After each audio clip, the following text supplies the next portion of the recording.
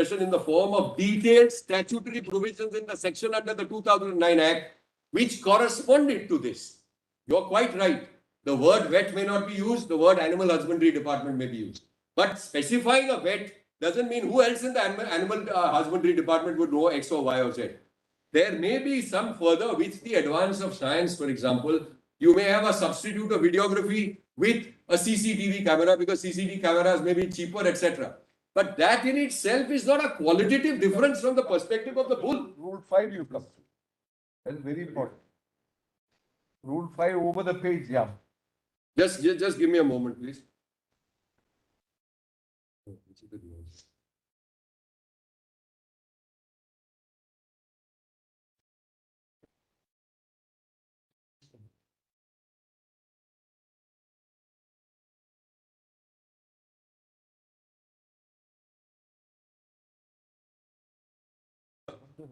Sorry.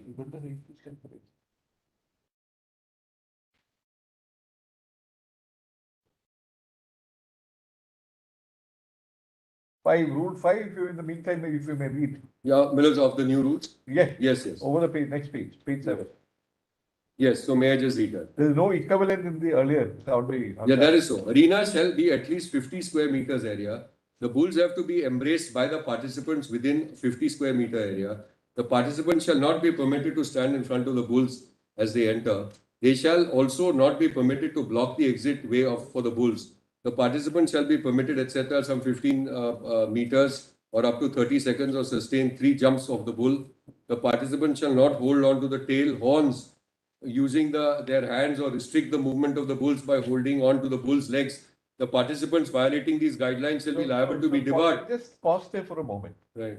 It's a matter of some moment because you're talking about the flight response, the fear. Right. A large part of this fear can be attributed to the acts of the human being, holding on to the tail. Now, this is that part. We thought that there might be of some importance. So I'll just tell you. Let me just tell Talking you. Out the basis of. So let me just the foundation of the previous judgment. Let me just explain that to you without reading any paragraphs. The idea, I'll just explain it to you in very general sense. So you have a bull. The bull is a domesticated animal. It is being, revered for the rest of the year, etc. And it does what a bull does. Now at this stage, now it's a calm animal. We don't know what's passing through its mind, but it's sentient. That's what the science seems to suggest. It has a certain abilities over there in terms of pain, etc. Now, when it is put in an artificial setting, this is now the performance ring, correct? You remember that the performance was banned for all the circuses. That's why today our circuses don't have it, including insofar as bulls are concerned. Now we are coming to that, whether it's a bullock cart race or this. I am concerned, of course, with Tamil Nadu. Now, what's happening in this context is that suddenly the bull, from doing what it generally does, which is whatever, munching, eating, browsing, etc., it is put into an arena.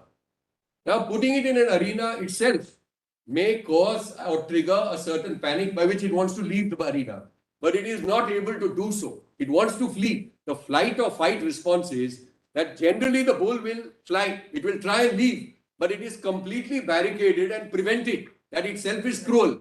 That itself is cruel insofar as an arena with spectators shouting, hooting, whatever, etc. So there's a panic response. Now I'll just complete, sorry. Just when you say that. Yes. The second sentence of Rule 5.2. Yes. They shall also not be permitted to block the exit way of the bull. Yes, yes. Earlier what would happen perhaps is they would surround it.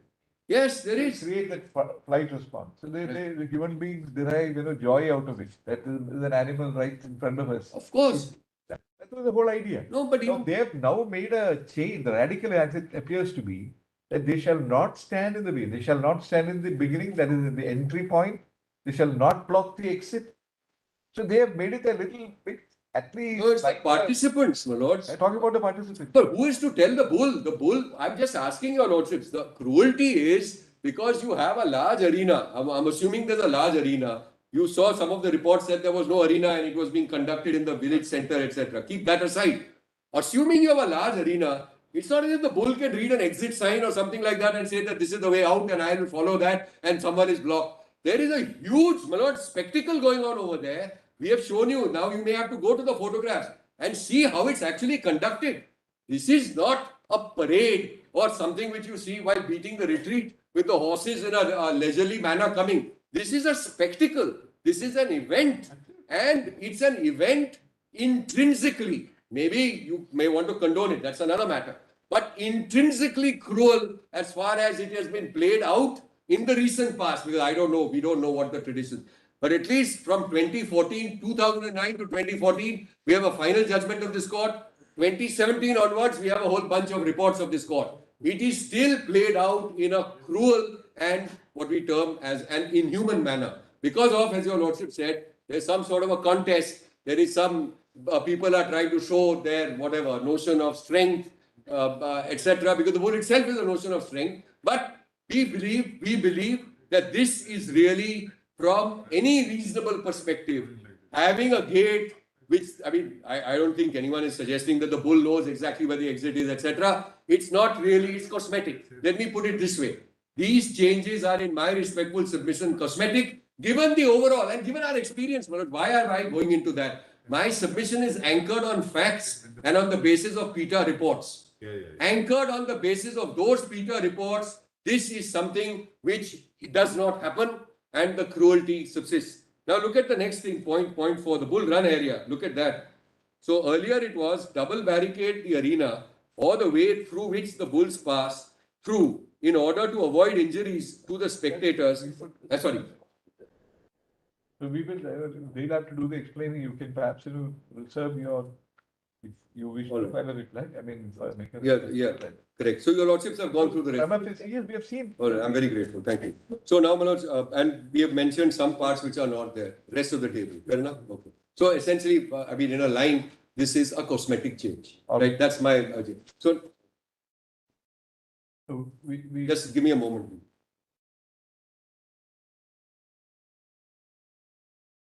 have given you sufficient time. Yes, absolutely. More than. The reported judgment.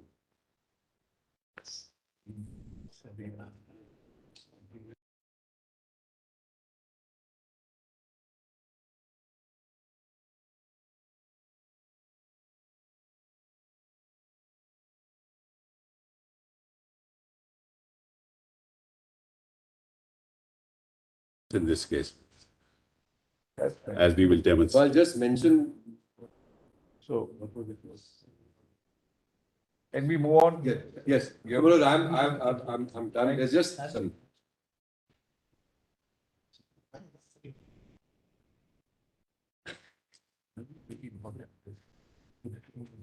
Cannot hold on.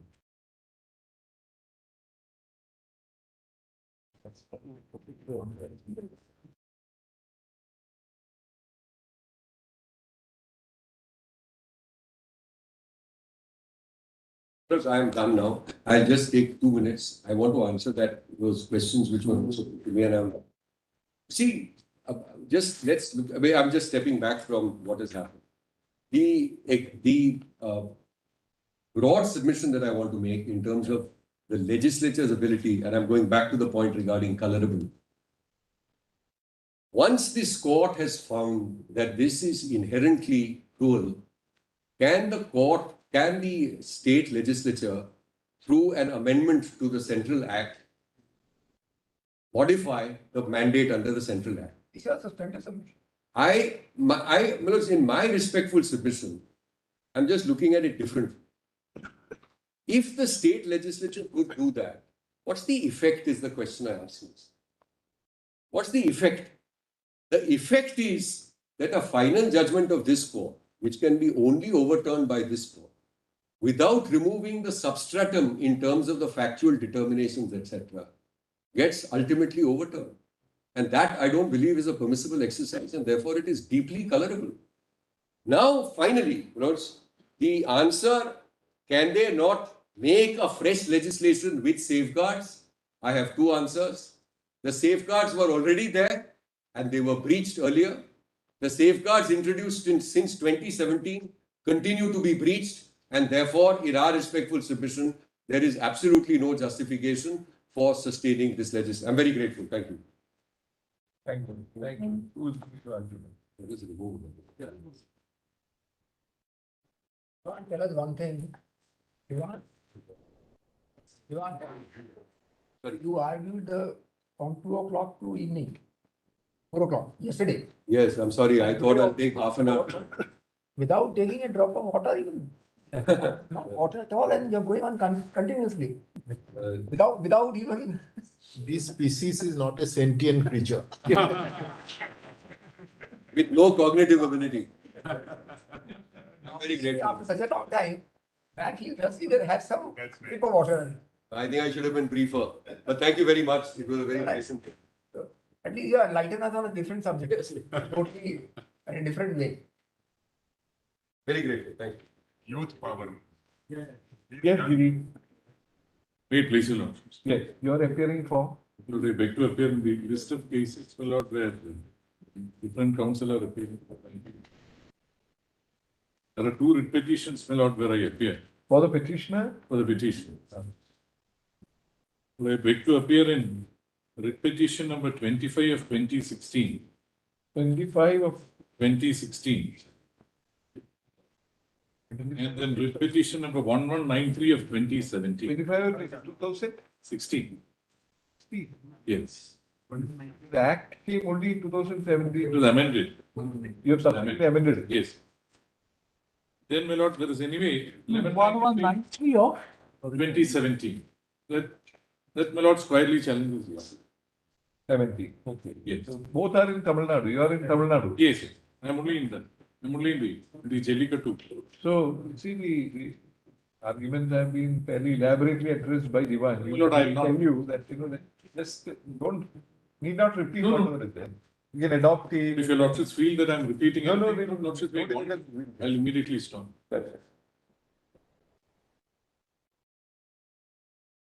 Correct.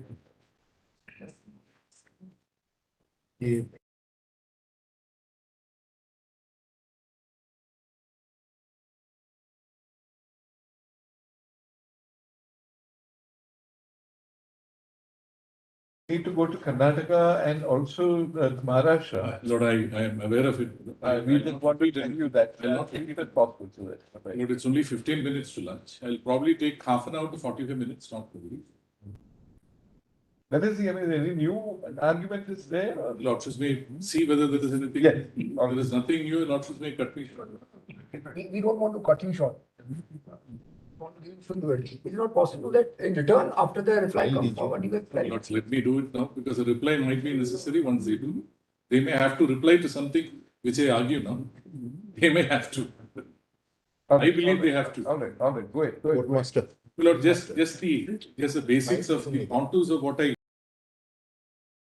with respect. Or the order passed, my Lord, in the review petition is really not one of the issues that come up for consideration for you. Why files are not? Correctness of the fine, sorry. Files क्यों नहीं दे रहे? Files दे दो.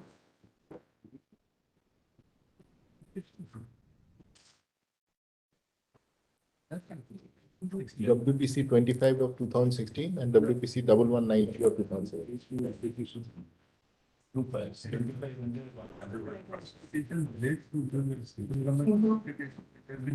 I think it has been. All right, then Lordships may kindly confine to 1193 of 2017. That is enough. I thought it was amended the earlier one, but your Lordships may confine to 1193 of 2017. That contains a frontal challenge to this. The earlier 2016, your Lordships are right. Lordships may ignore that. So 1193. But I had also prepared on the basis Not of this, the not this. 2017 petition. Courtmaster, not this. If your Lordships have. Only the 2017 need be. 1193. 1193.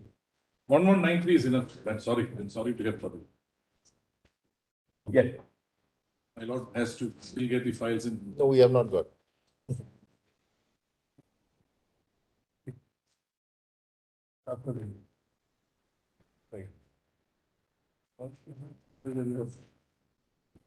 Yeah. My Lords have got the files. I have got it.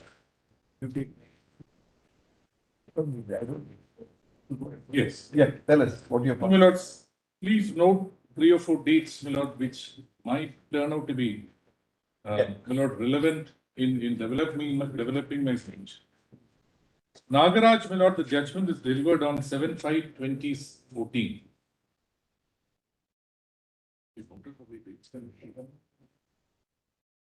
Okay. 7/5/14. 2014. Nagaraj, my lord, dealt with the competence and virus, my lord, of the 2009 Tamil Nadu state. And also when lordships have seen Nagaraj. Yeah. My lord, an application for review was filed by the state in Nagaraj, Yeah, which was dismissed on 16/11/2016. yeah, My lord, an ordinance which has led to the act in question yeah, was promulgated on 21/1/2017.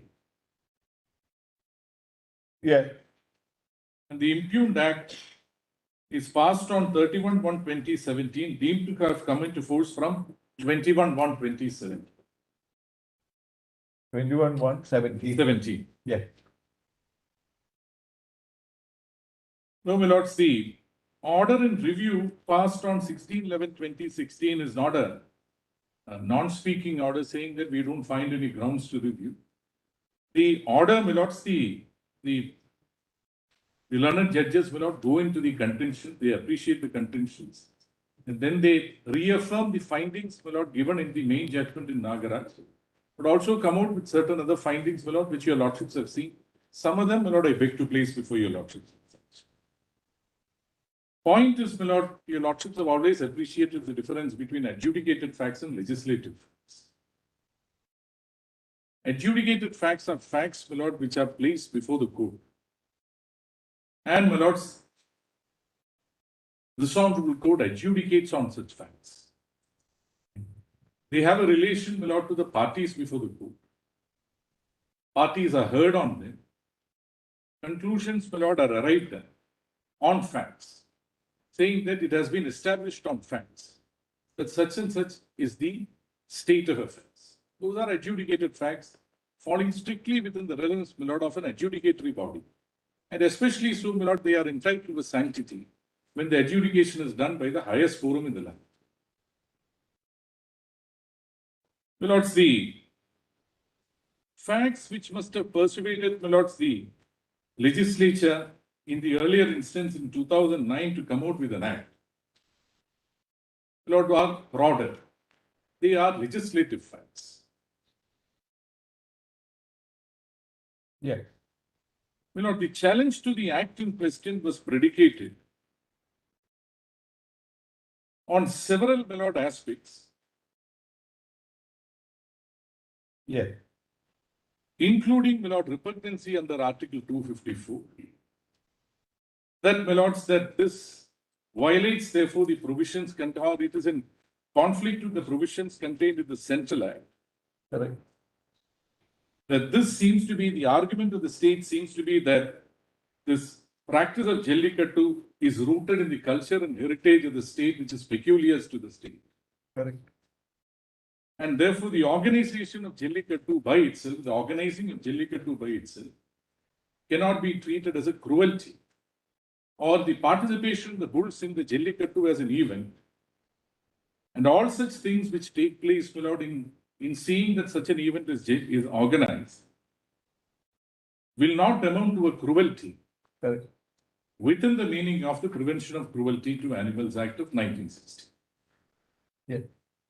My lord, the nature of the animals, their essential characteristics, the fact that they are sentient animals, the fact, my lord, that they are unsuited to participate in an event of this nature, the fact that, my lords, that the actual organization of the event cannot keep at bay, my lord, acts which amount to a cruelty, subjecting the animals to unnecessary pain and suffering. My lord, I use the words because those are the words, my lord, which resound from the reading of the act. Is really has been adjudicated upon by the court, and the court says that no, this can't be done. But there is also, my lord, a finding of fact. These are adjudicated facts, my lord, by this honorable court, and it can't go higher than that. There is a reaffirmation of these adjudicated facts, my lord, in the review order. My lord, it's too late in the day, my lord, and I really cannot advance an argument before your lordship that the legislature is not empowered, my lord, to come forth with the law. If it removes the basis of the judgment, if it is otherwise legislatively competent, and my lord, it does not violate any other constitutional provision, and more particularly, my lord, any provision contained, my lord, in Part 3. The legislature is entitled to step in.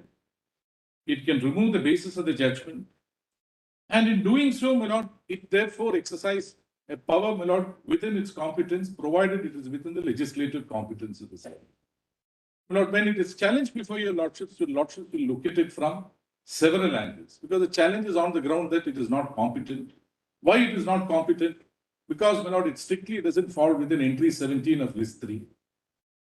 A legislation of this nature, by which, my lord, the state brings about an amendment to the Central Act, carving out an exception, as it were, my lord, to the scheme that has been outlined with the Central Act, may not really fall within the competence of the legislature under entry 17. Why?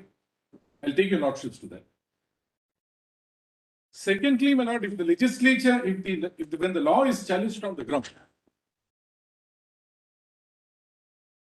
then the legislature has usurped the judicial power or has transgressed into a territory which was occupied by the court's judgment, my lord, which has been rendered after hearing both sides,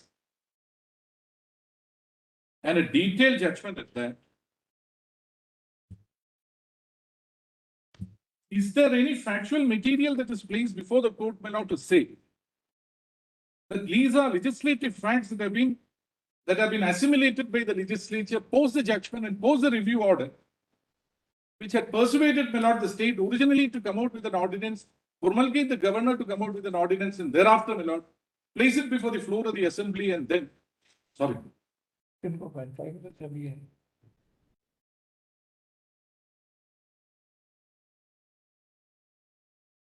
Very good.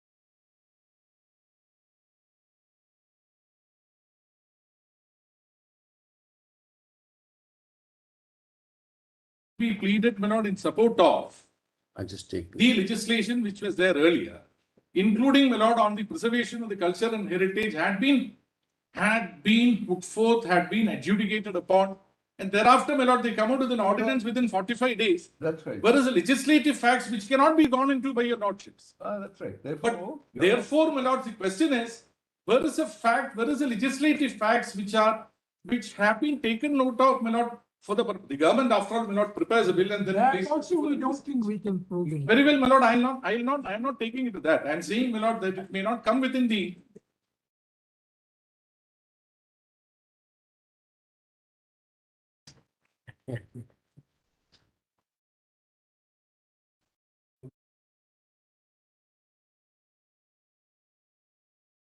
Well, that's before my friend continues. Well, I just wanted to know what the lay of the land is. Well, after this, will Tamil Nadu have to respond, or are you going to hear Maharashtra and other? We hear the round of the petitioners, and everything should be concluded by tomorrow. What we intend to do is, and we also intend to tell the court officer. No. I'm talking about my response. Should tell the registry not to put the alternate list tomorrow. Be over. Right, Malad. No, the whole of it. Otherwise, what will be, it will go on. That's not possible.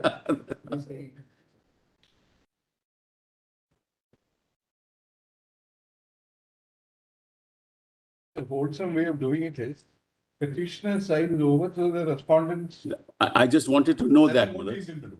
If that's what you're. So you don't have to, if you were saying that you want to go somewhere. No, it's not that, Malad. What is, there's a partner matter. Today, because let them be over, that's the petitioner side. Well, I can reply tomorrow morning if your lordships give me a chance. I can reply in the morning at 10:30, Malad.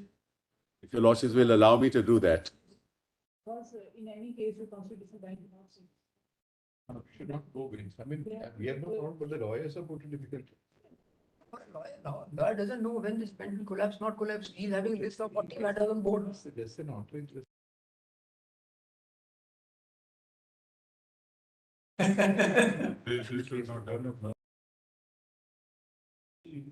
To you.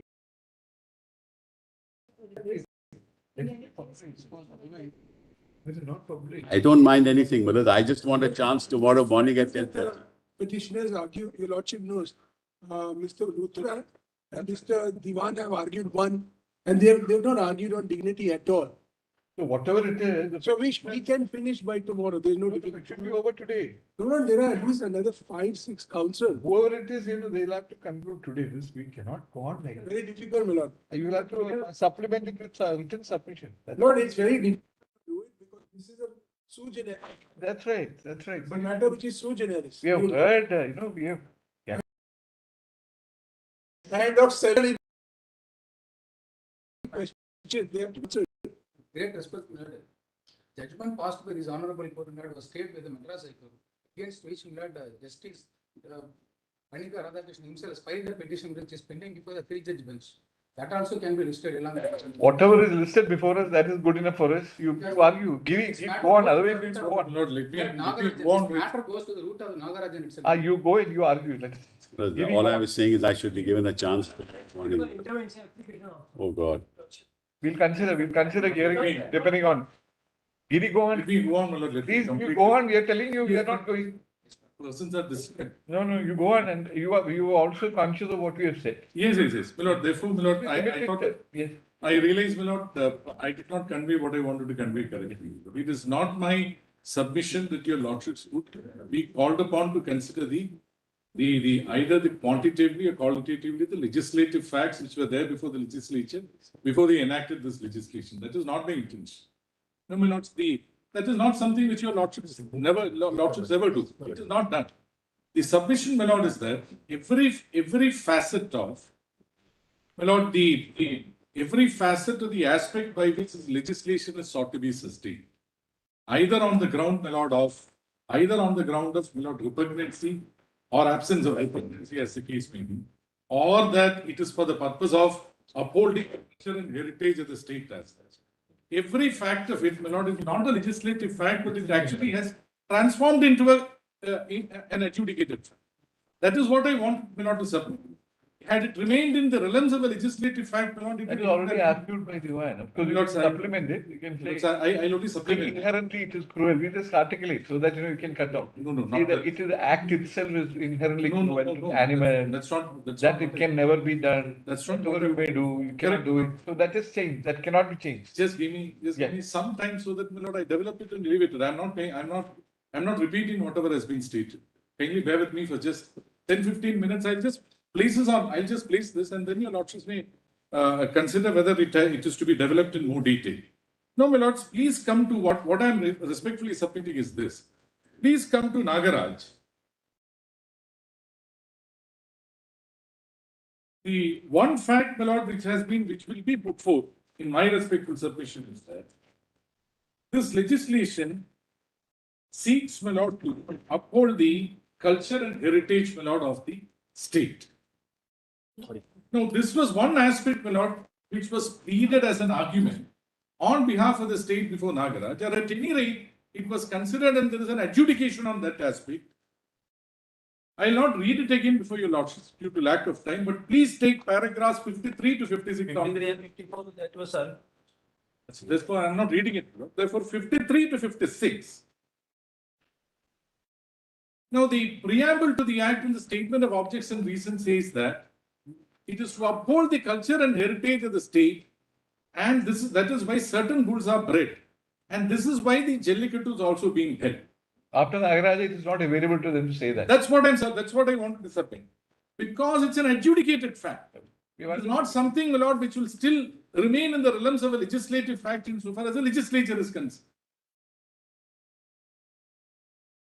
There is a striking similarity between the statement of objects and reasons of the 2009 Act, which was looked into by Nagaraj, and the present enactment. But for the fact that this is now projected as an amendment to the PC Act, which is probably one way of saying that there is no repugnancy between this Act and the Central Act as such. Therefore, what we thought was, Yes, you see, ultimate question perhaps might be yes. whether in any form allowed or Jallikattu in a form cannot be done. Lord, Jallikattu, in other words, with safeguards which take care of the welfare of the animal involved, takes care of the human beings involved, whether the legislature in its wisdom, which normally we are subservient to, even in our judicial function, we do not say, no, we've got better wisdom. No, you're not. That is going to be the question. Yes. No, my lord, let me respond to this. Jallikattu in a form that is modulated, that is regulated, or that is not possibly to be monitored in the manner as projected by the state, is it permissible? Or Jallikattu in all forms, whatever it is, or Jallikattu in all forms, whatever it is, as it should be banned, my lord, as Nagaraj has said. My lord, it's not a question which is it's not capable of, my lord, of one put it this way. Jallikattu sought to be regulated, or it could be, may not permitted, was put forth, my lord, in Nagaraj. My lord, why I keep coming back to that is because the Jallikattu by itself, my lord, has been the manner in which Jallikattu is to be conducted and why it is conducted. These were all matters, my lord, which were placed for adjudication before the Honorable Court. It is not anybody's case, let alone the state. And that is to be reflected, my lord, from a reading of the legislation. The Jallikattu in this form is permissible. Jallikattu in this form was never the subject matter of adjudication by the Honorable Court earlier. Jallikattu per se, my lord, according to them, amend section 3, amend section 11.3, amend section 22, amend section 28. Jallikattu is therefore taken out of the purview of the PCI. Along with the change in the rules. My lord, rules are subordinate rules. My lord, the validity of the legislation cannot be tested or cannot be defended, my lord, by a reference to the subordinate rules which are framed by the state and are not legislative in character in the sense that they cannot be elevated to the status of a plenary legislation. Question of repugnancy, my lord, arises. Question of repugnancy does not arise in the context of a subordinate legislation. Question of repugnancy always arises in the context of a plenary legislation. In the context, my lord, of the subordinate rules, the challenge is on the ground that either it is ultra-vires, or that it violates a parent statute, or it violates Part 3 or any other constitutional provision. Repugnancy question, a test of repugnancy always arises in the context of a plenary law. And that is what has been put forth. Yeah. My lords, if your lordships kindly come to, my lord, this is one aspect of it, and therefore, my lord, read with the rules as it now stands, or, my lord, which rules according, as your lordships were observed, pleased to observe, have made a seminal change from the rules which were there under the 2009 Act, will really not take the argument forward insofar as, my lord, the question of repugnancy is concerned. If the provisions of the Act, because after all, my lord, it is under the amended provisions of the Act that the rules are framed. No, my lord, if I want to challenge the rules, I can possibly challenge the rules.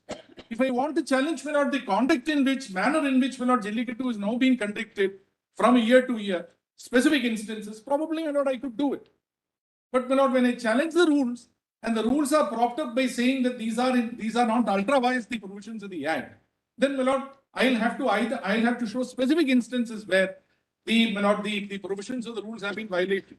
But that is not, my lord, an argument on repugnancy. In my respectful submission, 254, argument of repugnancy, judicial usurpation of judicial power, legislative usurpation of judicial power. These are all, my lord, have been laid down by your lordships only in the context of a plenary law versus a plenary. Yeah. Not in the context, my lord, of rules which are framed, subordinate rules which are framed, and my lord, which have to be tested on the annual, which I just now, my lord, submit before your lord. Yeah. No, my lord, the further argument, my lord, I'm hurrying, my lord, because your lordships have said this. I just wanted to present what I respectfully submit would be a different facet to this. No, my lord, if your lordships kindly come to the PC Act, kindly have a look at the PC Act, my lord, the PC Act.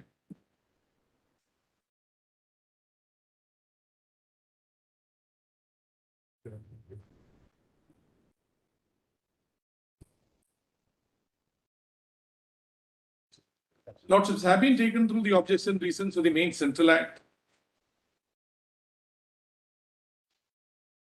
When your lordships read the Prevention of Cruelty to Animals Act, your lordships would obviously have in mind entry 17 of list 3, which says prevention of cruelty to animals. That is what this act is intended to be. And that is what, my lord, it states in the statement of objects and reasons as well. Yeah. But please come, my lord, to section 3. Once your lordships read the main act, it shall be the duty of every person having the care or charge of any animal to take all reasonable measures to ensure the well-being of such animal and to necessary pain or is allowed to amendment which is challenged, notwithstanding anything contained in subsection 1, conduct of Jallikattu subject to such rules and regulations as may be framed by the state government shall be permitted. No, my lord, this is one. No, my lord, this by itself, my lord, would probably be inadequate. Therefore, my lord, they come to section 11. Yeah. Now, if your lordships have a look at section 11, 11.1 deals with treating animals cruelly. Each one of the subsections, my lord, of subclauses of subsection 1, beats, kicks, overrides, overdrives, overloads, tortures, etc., etc. Each one of them, my lord, has been treated as statutorily treated as acts amounting to cruelty. Each one of them.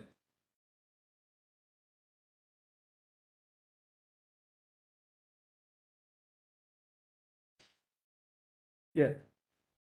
No, my lord, then your lordships will come to subsection 3 because the amendment is in subsection 3. Amendment is not to section 11.1. Yeah. What therefore the Central Act behoves as acts amounting to cruelty in treatment of animals remains as treating animals cruelty. One thing, sir, preparing for the state, is there power conferred on the state to make rules after the even your amendment? Yes.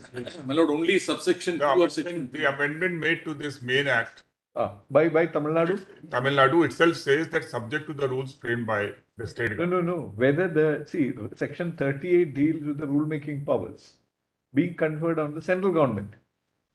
Have you amended the Prevention of We have Cruelty Act? Yes, we have. By which may be made on the rules may be made by the state. Yes. Where is it?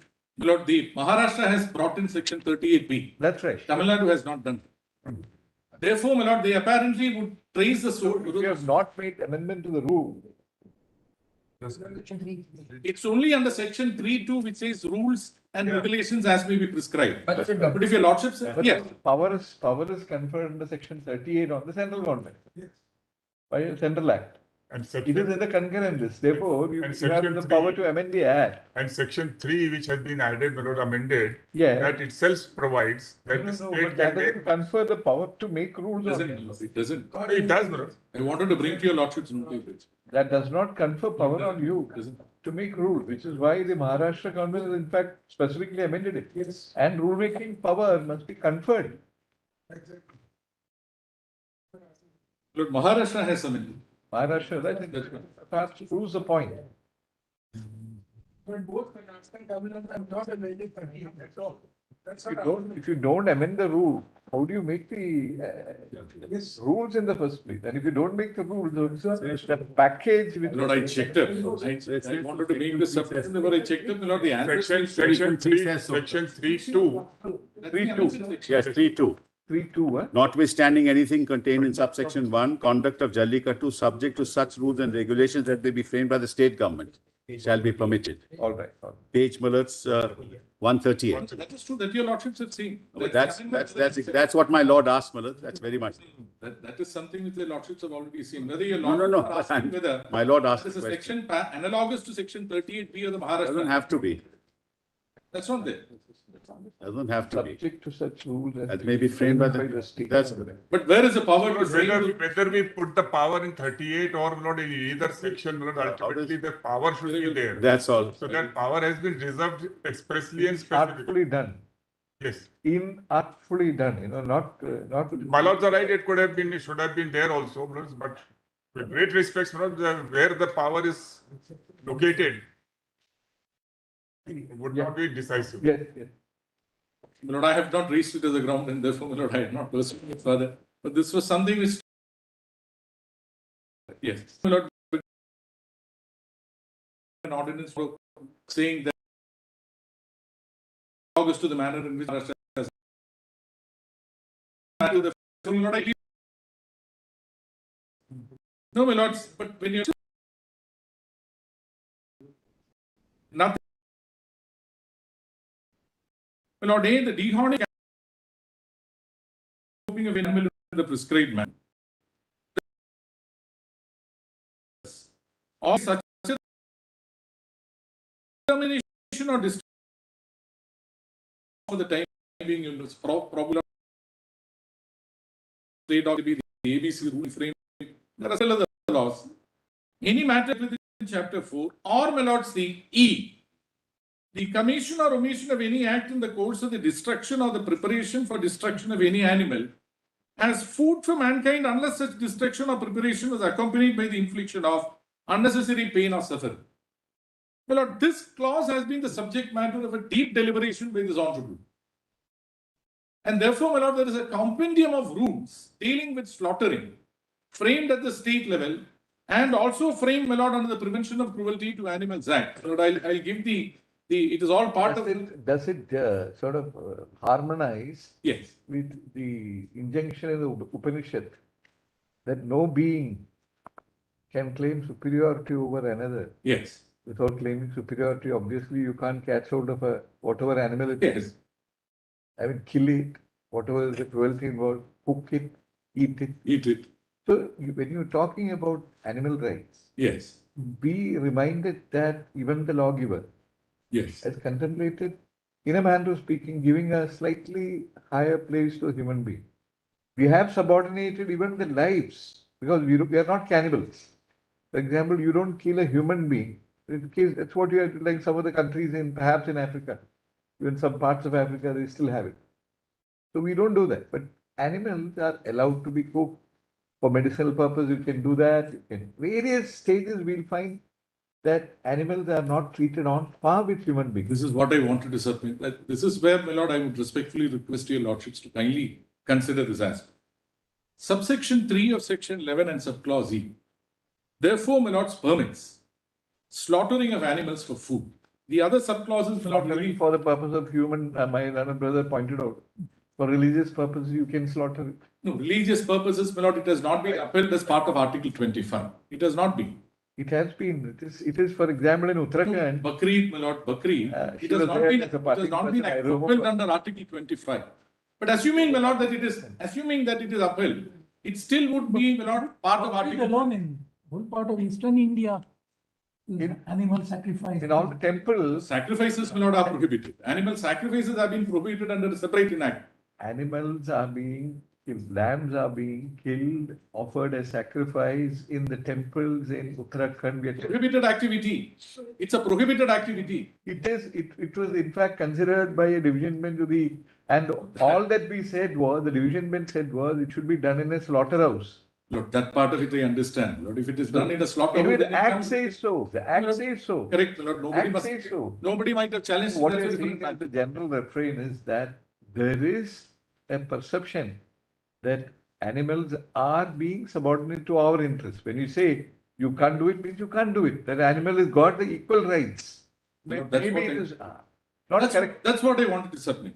Therefore, there is a subordination. But why is there a subordination? And why is the subordination not illegal?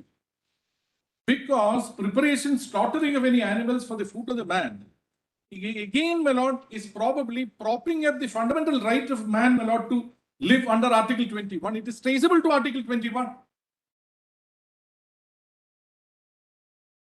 And Therefore, subclause E could be upheld because, my lord, it is in perpetuation or it is in support of the right of man, my lord, to have food, which is part of the right under Article 21, right to live. why can't man live on land? No, it cannot, my lord. It's a personal choice. That's a different matter, which is again, my lord, construed as a right of under part of Article 21.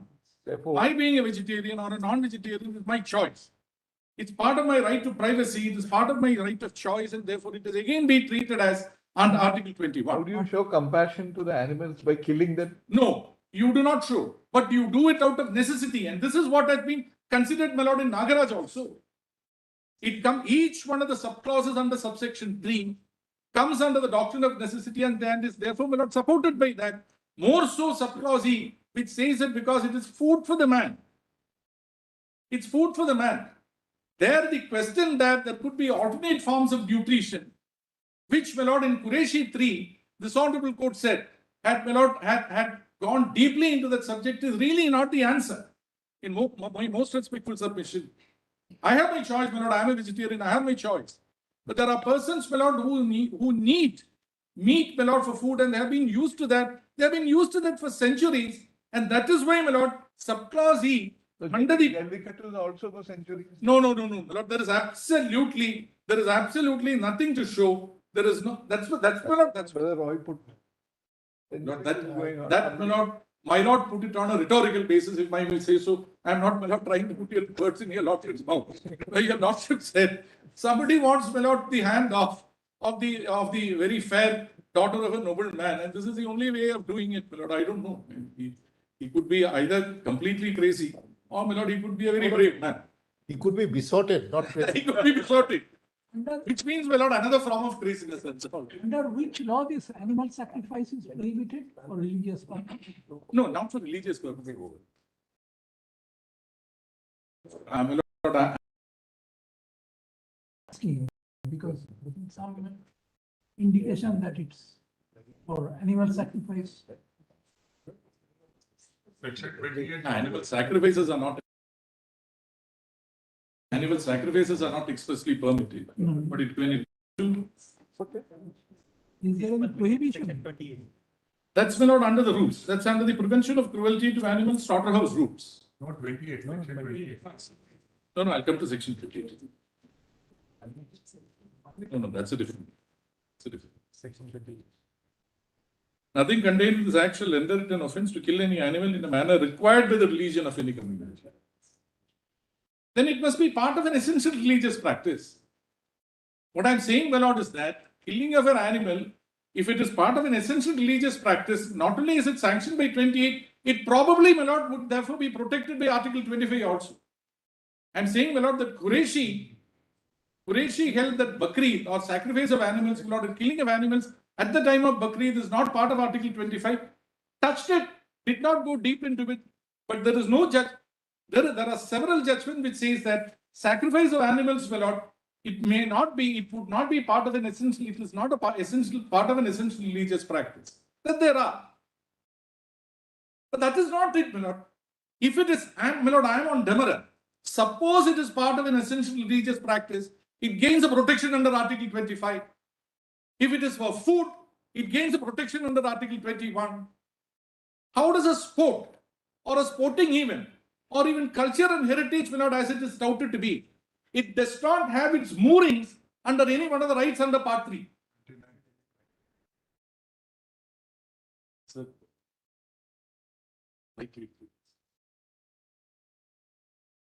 What his experience has been.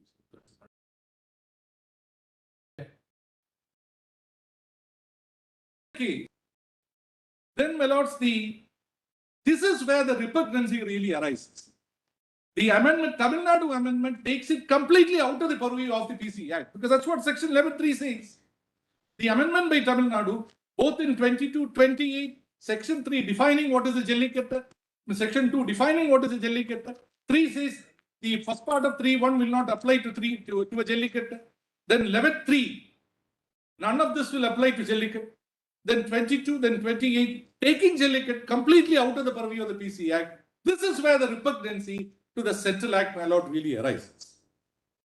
I said to the President. Answer is very clear.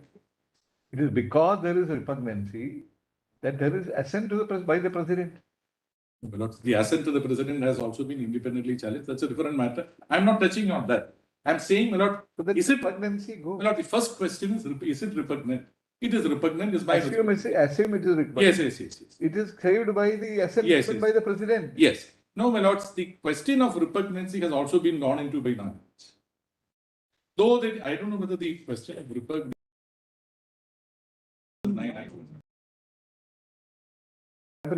The legislature. It was not part of.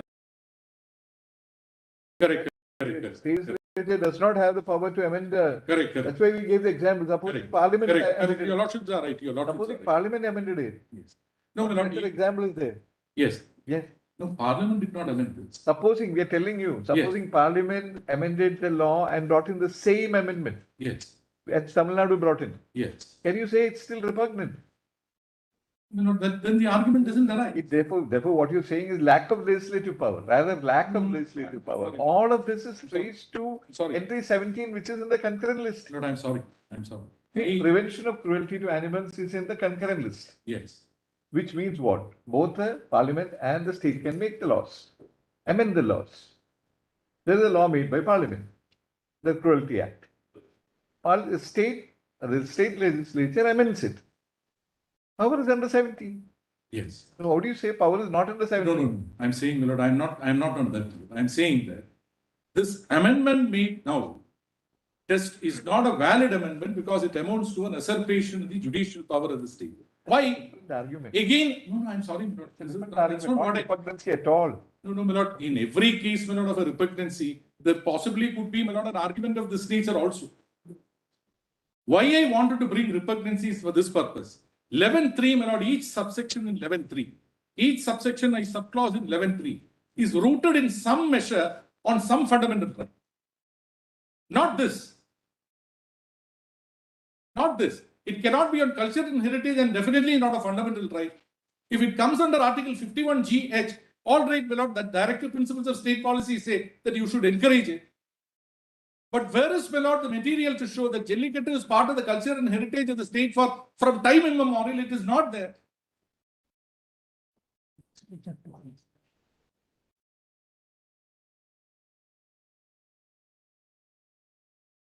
Yeah, understood you. No, my lords, there are two judgments, my lord, which your lordships must have seen innumerable times. When it comes to, my lord, usurpation of judicial power. No, my lord, before your lordships get into that, there is one judgment on colorable legislation. Locus classicus, and the one paragraph on that, if your lordships kindly have a look at 1954 SCR 1, Gachapati Narayan Dev versus State of Orissa.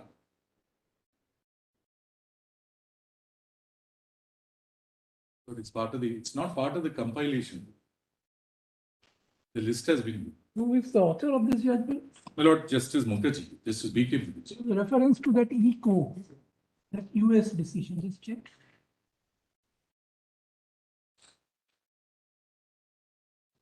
Chinese laundryman case. Anyway, if it's not. No, I don't think so.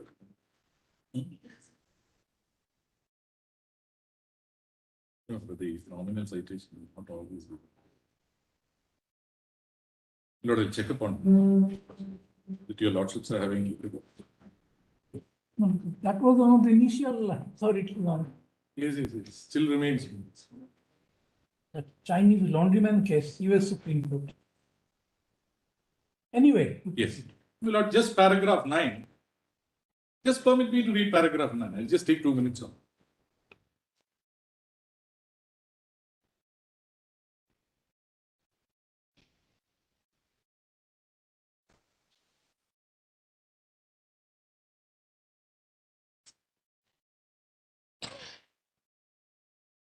Yeah.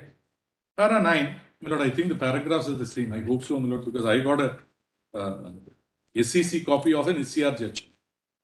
Yeah. It starts with, it may be made clear at the outset.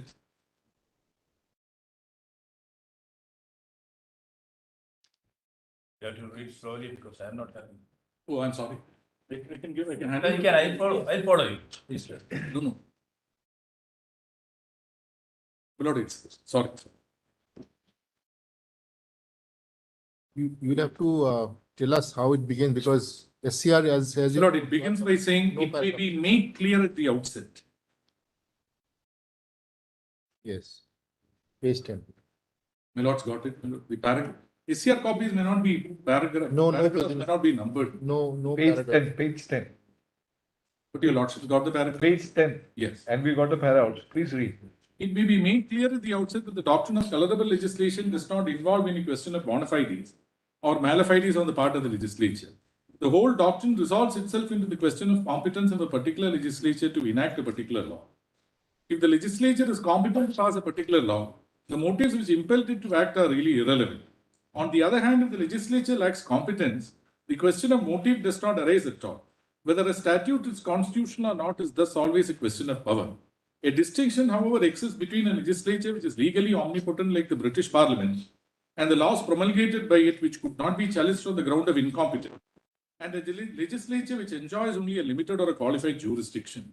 If the constitution of a state distributes the legislative powers among different bodies, which have to act within their respective spheres, marked out by specific legislative entries, or if there are limitations on the legislative authority in the shape of fundamental rights, questions do arise as to whether the legislature in a particular case has or has not, in respect to the subject matter of the statute or in the method of enacting it, transgress the limits of its constitutional powers. Such transgression may be patent, manifest, or direct, but it may also be disguised, covered, and indirect, and it is to this latter class of cases that the expression colorable legislation has been applied in certain judicial pronouncements. The idea conveyed by the expression is that, although apparently a legislature in passing a statute purported to act within the limits of its powers, yet in substance and in reality, it transgressed these powers, the transgression being veiled by what appears on a proper examination to be a mere pretense or a disguise. As was said by Justice Duff, in so and so, where the lawmaking authorities of a limited or a qualified character, it may be necessary to examine with some strictness the substance of the legislation for the purpose of determining what is that the legislature is really doing. My lord, I'll stop here for a moment. But then, in other words, it is the substance of the act that is material and not merely the form or outward appearance. And the subject matter and substance is something which is beyond the powers of the legislature to legislate upon. The form in which the law is clothed would not save it from condemnation. No, my lords, please keep this judgment by your lordship's side. Now, my lord, Prevention of Cruelty to Animals Act, my lord, fortunately, is under entry 17 of list 3. Entry 17 of list 3, please have a wording of it. First time that your lordships are really, I believe first time that your lordships are really concerned with the state amendment, my lord, to the Prevention of Cruelty to Animals. I'm not sure, my lord. First time. Now, my lord, in 7th schedule, entry 17 of list 3.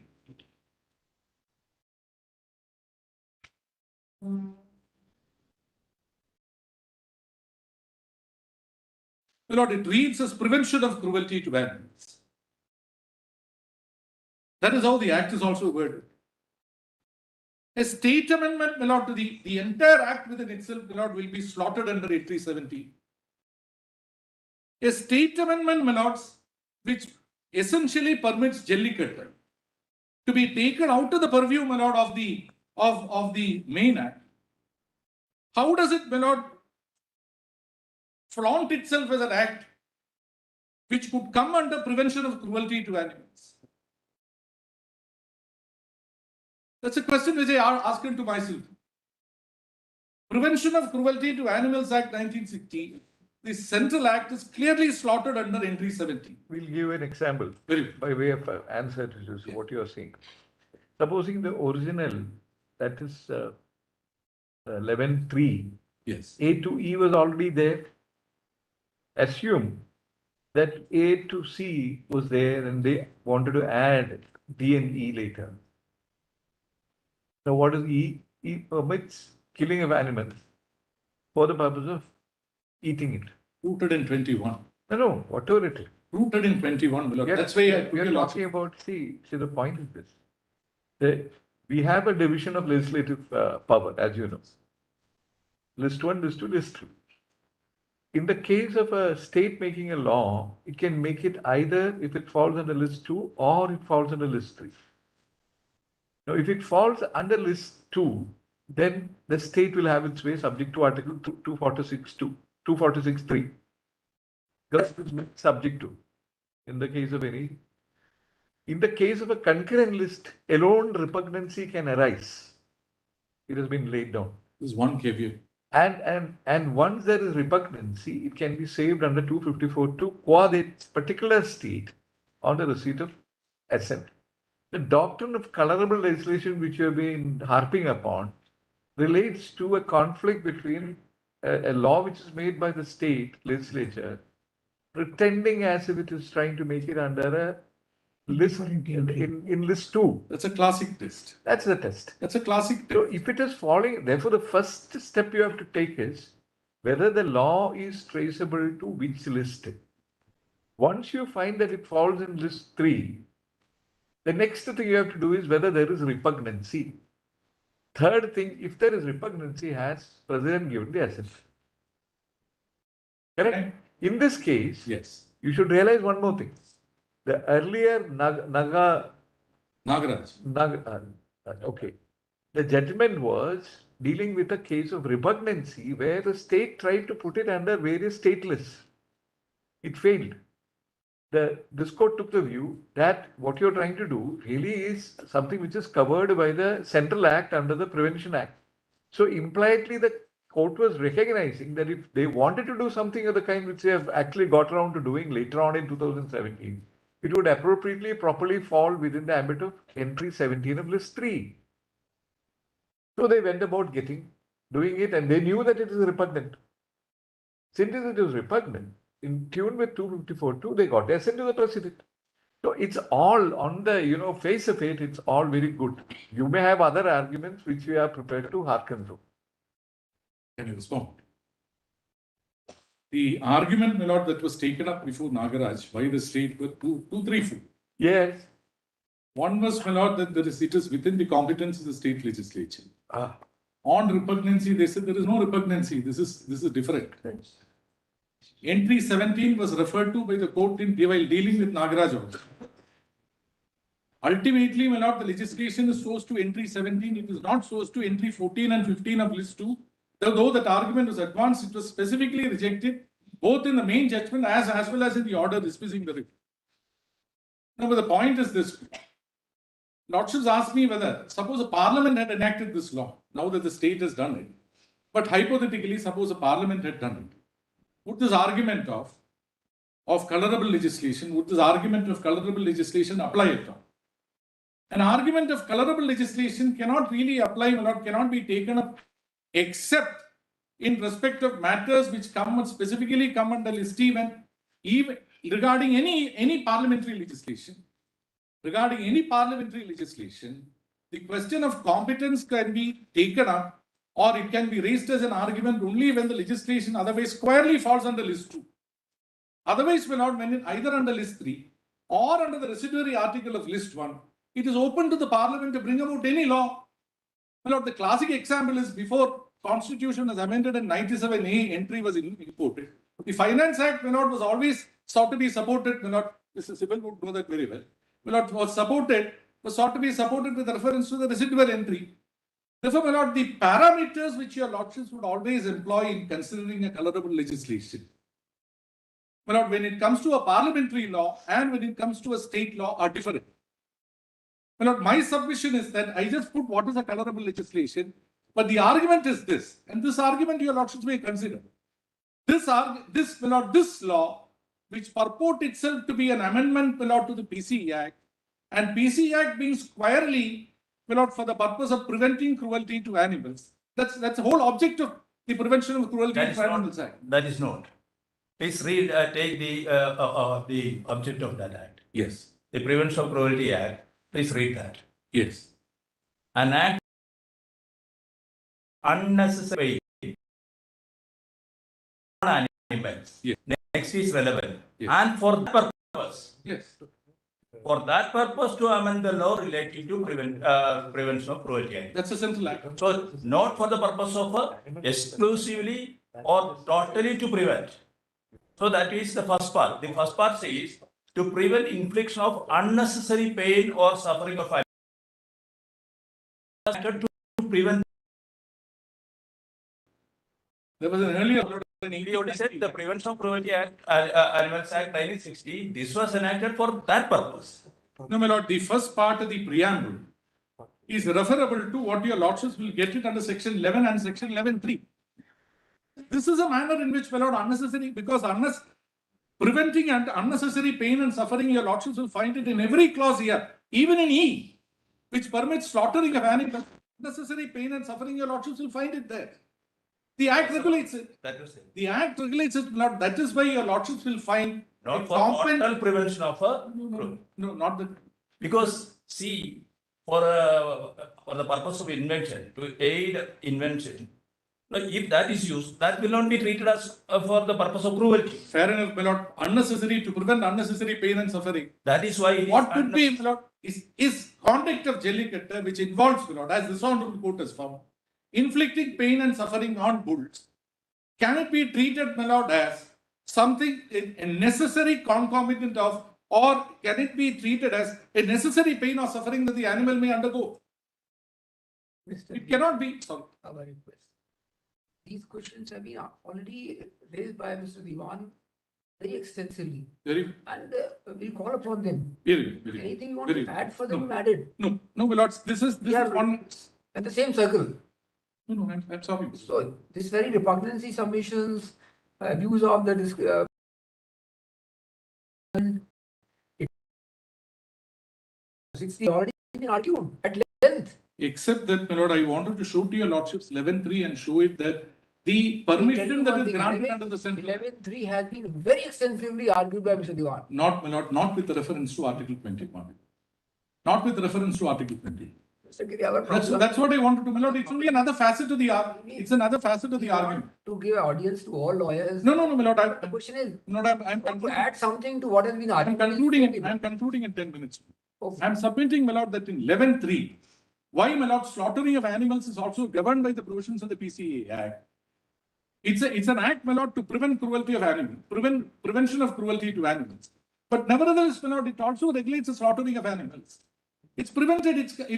That's a plenary legislation which deals with, my lord, slaughtering of animals. That is, my lord, because it is slaughtering of animals is permitted because it's food to mankind. And when it becomes part of the food, it is traceable to the man's right, my lord, under Article 21. That is why, my lord, it would gel with the general scheme of the Act, which is for the purpose of preventing cruelty to animals. The ultimate cruelty that one can inflict upon an animal is what? To slaughter it. But that is permissible because it is for food. That isn't gel with the general scheme of the Act. My submission is this. Keep that apart. Every provision in the main Act which says that slaughtering, or which says, my lord, that pain and suffering, as your lordships put it, unnecessary pain and suffering apart, that there could be pain and suffering that the animals could be subjected to, including slaughtering, is because there is a justification on a higher pedestal. That is why, my lord, 11.3 cannot be found fault with. 11.3E cannot be found fault with, because it is traceable to Article 21. The submission, my lord, the sequitur is this. On what higher right can, my lord, the conduct of Jallikattu be rested on?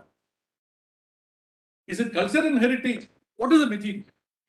One. Secondly, culture and heritage was touted before Nagaraj, before the honorable court in Nagaraj, as, my lord, as something which, my lord, justifies the legislation. Even in there, that's the same thing here. The format is different. No material whatsoever. So indirectly you are saying about this is an avoidable pain. Are you? Yes. One, it is an avoidable pain. Secondly, it is not, this conduct of Jallikattu cannot be rested on the achievement or exercise of any right which is higher to that which is already recognized under the Prevention of Cruelty to Animals Act. You have the legislative device by taking it completely out of the purview of the PC Act. Prevention of Cruelty to Animals Act squarely falls within entry 17 of list 3. You can't bring in an state amendment apart from the question of repugnancy. That's why, my lord, I submit. Whether could it be done, my lord, by the parliament? I'm saying, my lord, that insofar as the parliament is concerned, probably the residual entry will come and support that. But even then, insofar as the state legislature is concerned, we are concerned with that. Insofar as the state legislature is concerned, it doesn't fall, it cannot be slaughtered under entry 17 of list 3. And the legislation is therefore bad even for that reason. Yes. Every exception that is carved out under the Prevention of Corruption Act has its roots or is predicated on the exercise of some right or the preservation of some right which can be put on a higher pedestal than, my lord, the preservation of animals' rights or, my lord, avoiding unnecessary pain and suffering to an animal. Yes. This is my respectful submission. Yes. Now, my lord, on the question, my lord, I'm cutting it short. My lord, on the question of what could be the parameters, my lord, that have to be applied in relation to a validating act. My lord, I'll just give the citations and then, my lord, say what the principle is. My lord, the first one, my lord, is the original judgment of Prithvi Cotton Mills versus Brochborough Municipality, 1969, 2 SEC 283. Yes. Paragraph 4. Lord, I'm not reading it. Lords might have read it several innumerable times. 16. Lord, 69 2 SEC 283. Paragraph 4.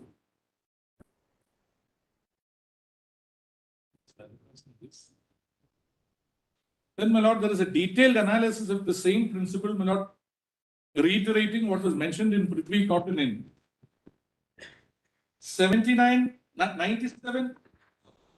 97 1 SEC 326 paragraph. It's the same proposition, if the latest for the earliest.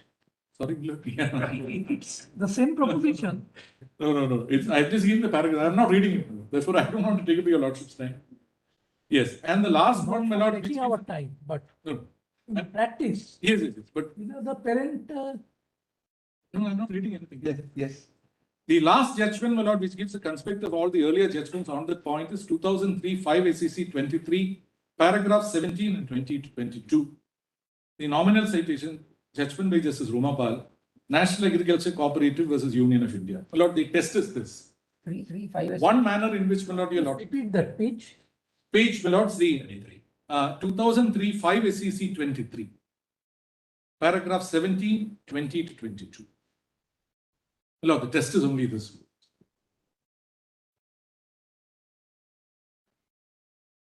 Has the basis of the earlier judgment been removed by this amendment? Assuming that it has removed it, is it still constitutionally valid? Is it within competence of the legislature? My lord, these are the normal parameters that are my lord, applied. Yeah. Whenever, my lord, an act of this nature, my lord, is challenged before your lordships.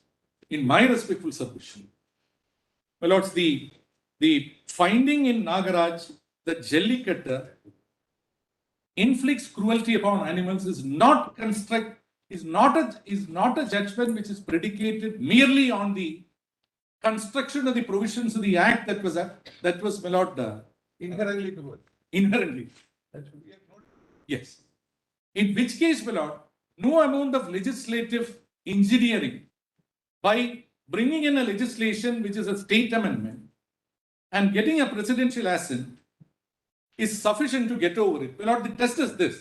Had this amendment been available, my lord, to the bench, been before the bench when Nagaraj was delivered, would the judgment have been the same? The reasonings might have been diverse. But this reasoning, that Jallikattu by itself inflicts unnecessary pain and suffering on the animals, that finding would have still been the same. That cannot be removed and that has not been sought to be removed. That is not on the construction of the provisions of the Prevention of Cruelty to Animals Act alone. Yeah. It is, my lord, an appraisal of what the event entails. It is on an appraisal of the factual situation that was pleaded by both sides. And that is why, my lord, it is therefore elevated to the status of an adjudicated fact. Yeah, understood.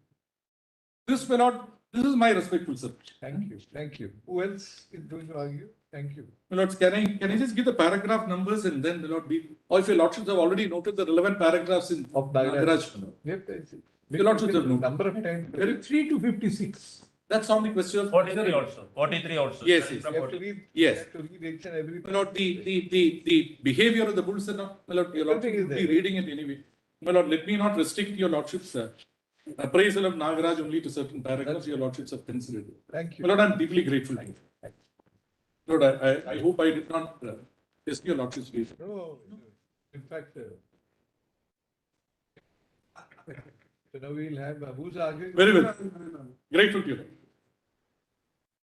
You are for Mr. Grover? Lord, I am not that judgment that China, that's in paragraph 11 of the 19th. Yes. Lordships were referring to that. The import Chinese monument. Para 11 of the same judgment. Professor. Okay, so I guessed correct. This is okay, not my judgment.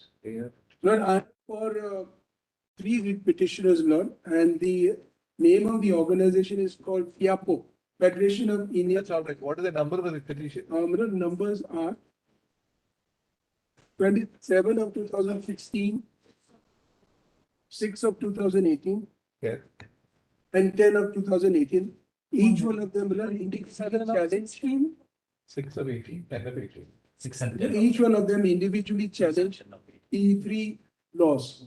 Lord, I am going you on slightly different points. Mr. Shandiva did an excellent presentation, but he actually consciously gave up the issue of animal rights and whether they are amenable to protection under 21. Lord, I'm not going to argue the extreme position that they are covered as persons within the meaning of Article 21. There are lots of questions that have actually fallen from the bench. I'll attempt to answer them. So the first point will be, Lord, if I may say so, the notion of dignity in Article 21, which Nagaraja actually places a very, very important place for animals. Lord, may I just say this, Lord? Nagaraja is a judgment of seminal importance because it elevates the rights of animals from your property. Correct. Lord, I want to, if your lordships will, Lord, this is because I don't want your lordships to hold that portion of Nagaraja, which Mr. Chandivan rightly, because he didn't want to argue that. It's like a batsman saying, I'll score 6 instead of 4, not because he doesn't agree with it. Lord, I want to emphasize that dignity in Nagaraja is akin to what Francis Coralie Moulin did in embarking on dignity in 21. Let me just emphasize why. Lord, prior to Francis Coralie Moulin, of course, your lordships have already noticed from R.C. Cooper, Menaka Gandhi, how 1914 actually changed from just the procedure established by law to fair, just and reasonable substantive law. That's noted. But what this did, Lord, it's very important to appreciate what Francis Coralie Moulin did, because 21 is a classical negative covenant on the state. Please appreciate this. Yeah. It's essentially what is known in international law, a civil and political right. Just an addition on what is called the theory of progressive realization and non-retrogression.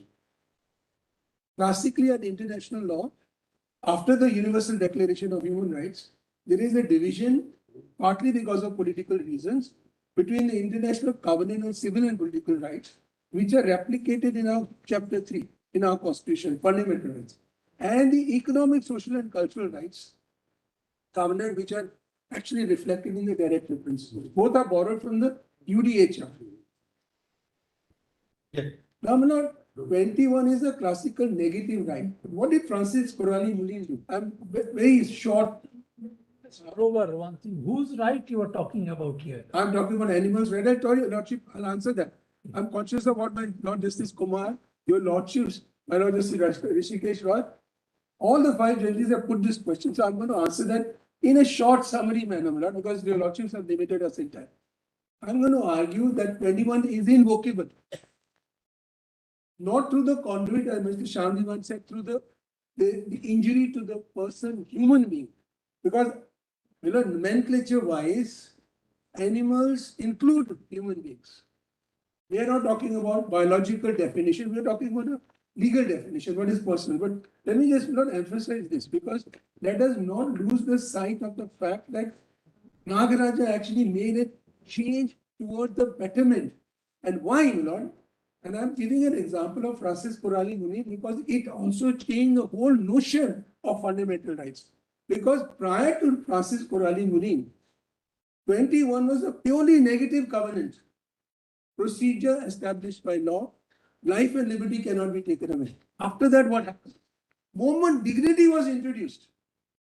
See the power of dignity, beloved. Dignity is an elusive concept, but it is everywhere. It's everywhere. And it actually is the underlying notion of everything, of every right.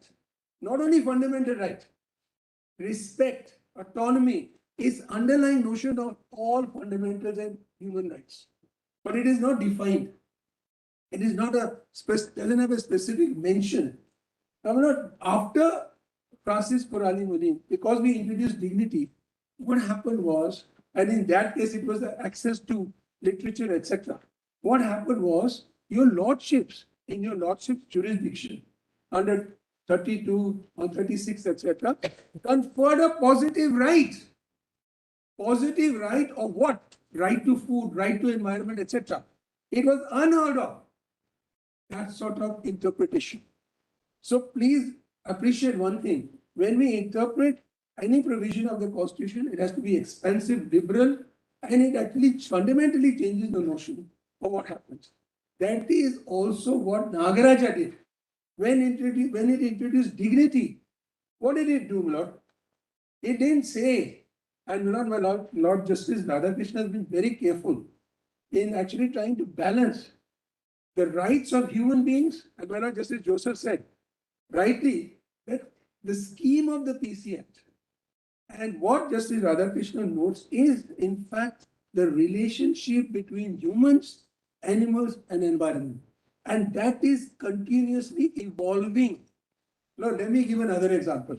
I want to emphasize this. When the Portuguese invaded Latin America, there was a debate in Portugal. They were treated as slaves. They had a high culture, better than Portugal. But they were treated as slaves.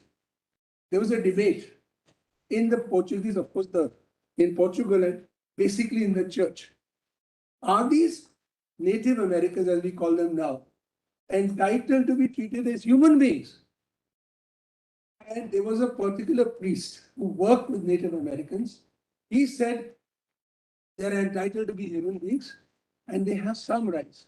The other side said no, they are like animals, they have no rights, therefore they can be slaves. Bartolomé de las Casas argued that no, they are incipient human beings. They are like children. What I'm trying to tell you, Lordship, is after that, slavery was abolished. Things changed. Our notion of human beings has changed over centuries. Our notion of animals are changing over a period of time. So this is actually an evolutionary process where things are changing. Let's not be fixed in time space and assume that the rights that were actually accorded to animals will continue to be there for the rest of time. So today, my Lord, we know certain things about animals. As Mr. Shamdivan has pointed out, they are sentient human beings. They can feel emotion. They can feel pain. They can feel heat. Therefore, they are similar to us and they have a place in nature. The place in nature is crucial to us as human beings.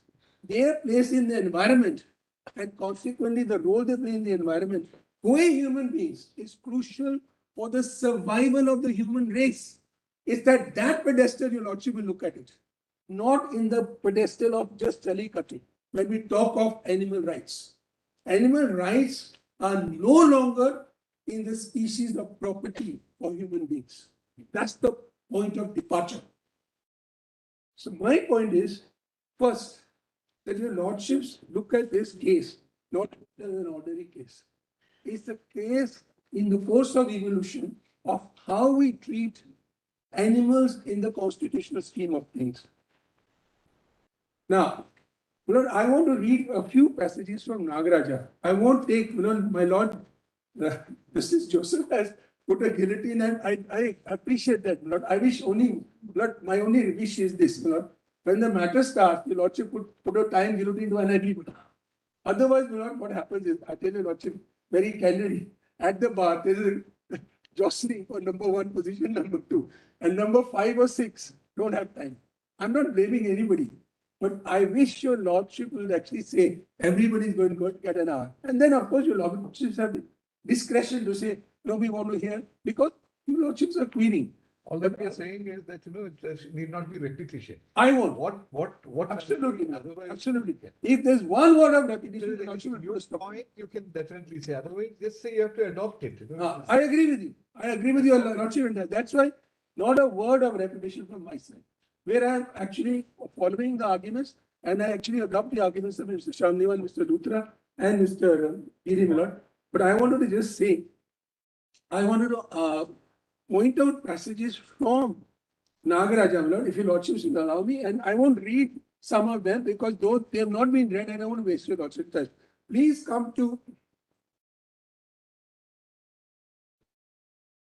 Millard, para 61 of all the other passages have been read. I'm not going to read any of them, and I'm not going to read even the ones I'm relying on, just allude to them. Para 61. When we look at the rights of animals from the national and international perspective, what emerges is that every species has an inherent right to live. Now, this is a very important statement. Otherwise, if they were just properties, they would not have the right to live and shall be protected by law. Now, please note the next, subject to the exceptions provided out of necessity. Necessity is one of the doctrines which the court has adopted. So they are not entitled to full rights. Animals also have the honor and dignity which cannot be arbitrarily deprived of. And the rights and privacy have to be respected and protected from unlawful practice. This is, in summary, what my Lord Justice Radhakrishnan, in a seminal judgment, put forward as an advancement of the rights of animals. Then, my Lord, there is this declaration of animal welfare. I'm not going to read it, but your Lordships have noted in 64, it has been read, the 5 freedoms. My only point I want to make, my Lord, is that, again, in the context of our constitutional jurisprudence, dignity is an underlying concept. Please appreciate that. So, all the 5 freedoms. Mr. Grover, My Lord. the last sentence of paragraph 61. My Lord. Animals has also honor and dignity which cannot be arbitrarily deprived of and have to be respected and protected from unlawful attacks. Now, can it be projected that what is being done there is an unlawful attack? In Jallikattu. That's right. But may I answer that later on, because this is a very important point. You go ahead. I'm glad your Lordship has raised it. Just flagged it. Yeah, I'll flag it, just put it down there. I don't forget. But I will, because I'm developing my argument, I hope in the course of that it will be answered by implication, but I'll also explicitly answer that. Now, please come to 64. What I'm pointing out, I'm not reading out the 5 freedoms. They are based on the underlying concept of dignity.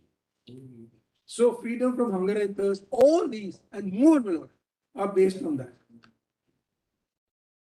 Then, my Lord, please note, what my Lord Justice Radhakrishnan does is he says that, look, though we have a statute, the statute actually is in sync with this notion, para 66. rights guaranteed to the animals under 311 who are only statutory rights, the same have to be elevated to the status of fundamental rights. This is a wish, Milan. I'm not saying this is a law, as have been done by few countries around the world, so as to secure their honor and dignity. Honor and dignity of animals is actually the underlying theme. That is very important. Rights and freedoms guaranteed to the animals under 311 have to be read along with 51AGH of the Constitution, which is the Magna Carta. Now, therefore, you read PCAA and 11 and 3 in sync and under fundamental rights, under directive principles. Then your Lordship has seen that compassion is one aspect, humanism is the other aspect in 68, and speciesism. Now, this is important because how animal rights welfare has evolved is important. Speciesism is a concept coined by Richard Ryder in various works on the attitude to animals, like so and so, etc., defines the term of the assumption of human superiority over other creatures, leading to the exploitation of animals. So the classical view is, like it was even in Latin America, that we exploit others for our benefit. That was the view. Things are changing because we have seen how degradation, treating animals in this manner, degradation of the environment, is actually inimical to the human race. So things are evolving. We have to build new concepts. So my lords, I would request your lordship to see that in that view, in an evolutionary view. Speciesism is also described as the widespread discrimination that is practiced by man against other species. That is a prejudice or attitude of bias towards the interests of members of one species and against those members. Speciesism as a concept used to be compared with racism and sexism on the ground that those refer to discrimination tend to promote or encourage domination and exploitation of members of one group by the other. So the analogy is you exploit Black people, Native American, gender, etc., and that is analogical to animals. These things have changed. Why not this? And this is more important because ultimately we have to live together. Human beings, animals, and the environment and the forest are one unison whole. That's the point. Then your lordship will come. One school of thought is that casteism, racism, and sexism are biological classifications since they are concerned with the physical characteristics such as discrimination on the ground of caste, creed, religion, color of skin, reproductive role rather than with physical properties such as capacity for being armed. Lord, I don't know if your lordship remembers, in the early part of the last century, there were psychologists and psychiatrists who actually propounded theories, Jensen, etc. They measured the skull of Africans and they argued that white men are mentally superior than black. And they were trying to use this is a huge thing till the 60s, till I was in university in the 70s. That was being propounded. And it was the underlying basis of Nazism. So what the analogy is very apt. That how you treated other human beings because of various factors, because you have better facilities in terms of travel, weaponry, etc., and you dominated other communities, and you try to argue that other communities are in fact inferior. Similar analogical theories were propounded by animals, and that is undergoing evolution. Now come to 70 million. We have got over those inequalities like casteism, racism, sexism, etc., through constitutional and statutory amendments like Article 14 to 78, etc., etc. So far as animals are concerned, Section 3 of the Act confers rights on animals and also rights under Section 11 not to be subjected to cruelty. Now, the first answer is, therefore, animals have statutory rights. So there is no question about it. The PC Act itself says that there are rights. So there are statutory rights. I'm going to develop this argument further to say they have rights which are based on dignity, which are constitutional rights. Let me develop it. We are waiting for development now. I'm sorry, Lord. Now for development. Judgment has been gone through. No, this cannot be an argument at all. Please, let me, Robert, make your submission straight away. I will. Just let me read one paragraph. One paragraph, which has not been read to your lordships.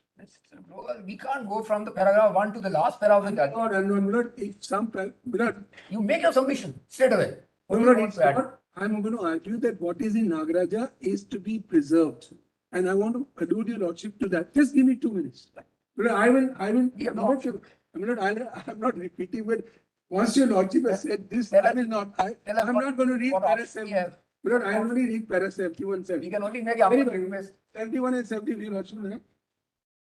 We have, however, a lot of, why I'm saying this is slightly different. There are what are called non-essential activities. That's what I want to point out, because when your lordships will balance Jallikattu, the right of so-called cultural rights, which I don't think exist.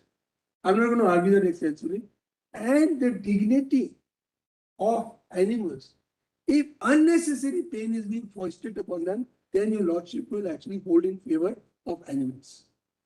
So the balancing is I've important. understood that point. Very well. I will not read. That is why the other question was also put, avoidable, because it is. Yes, your lordship was right. Paragraph 71, it is there, it is Yes. realizing that that question was put. Correct. Not as if we are not. No, I know. In fact, I noted what Justice Kumar said. But then only let me read 72. Only, sir. 72. Gives a dignity not essential, we have noted. Yeah, right to life. Now, this is the 72 and we'll stop at Nagar. So you just give us a. I want to.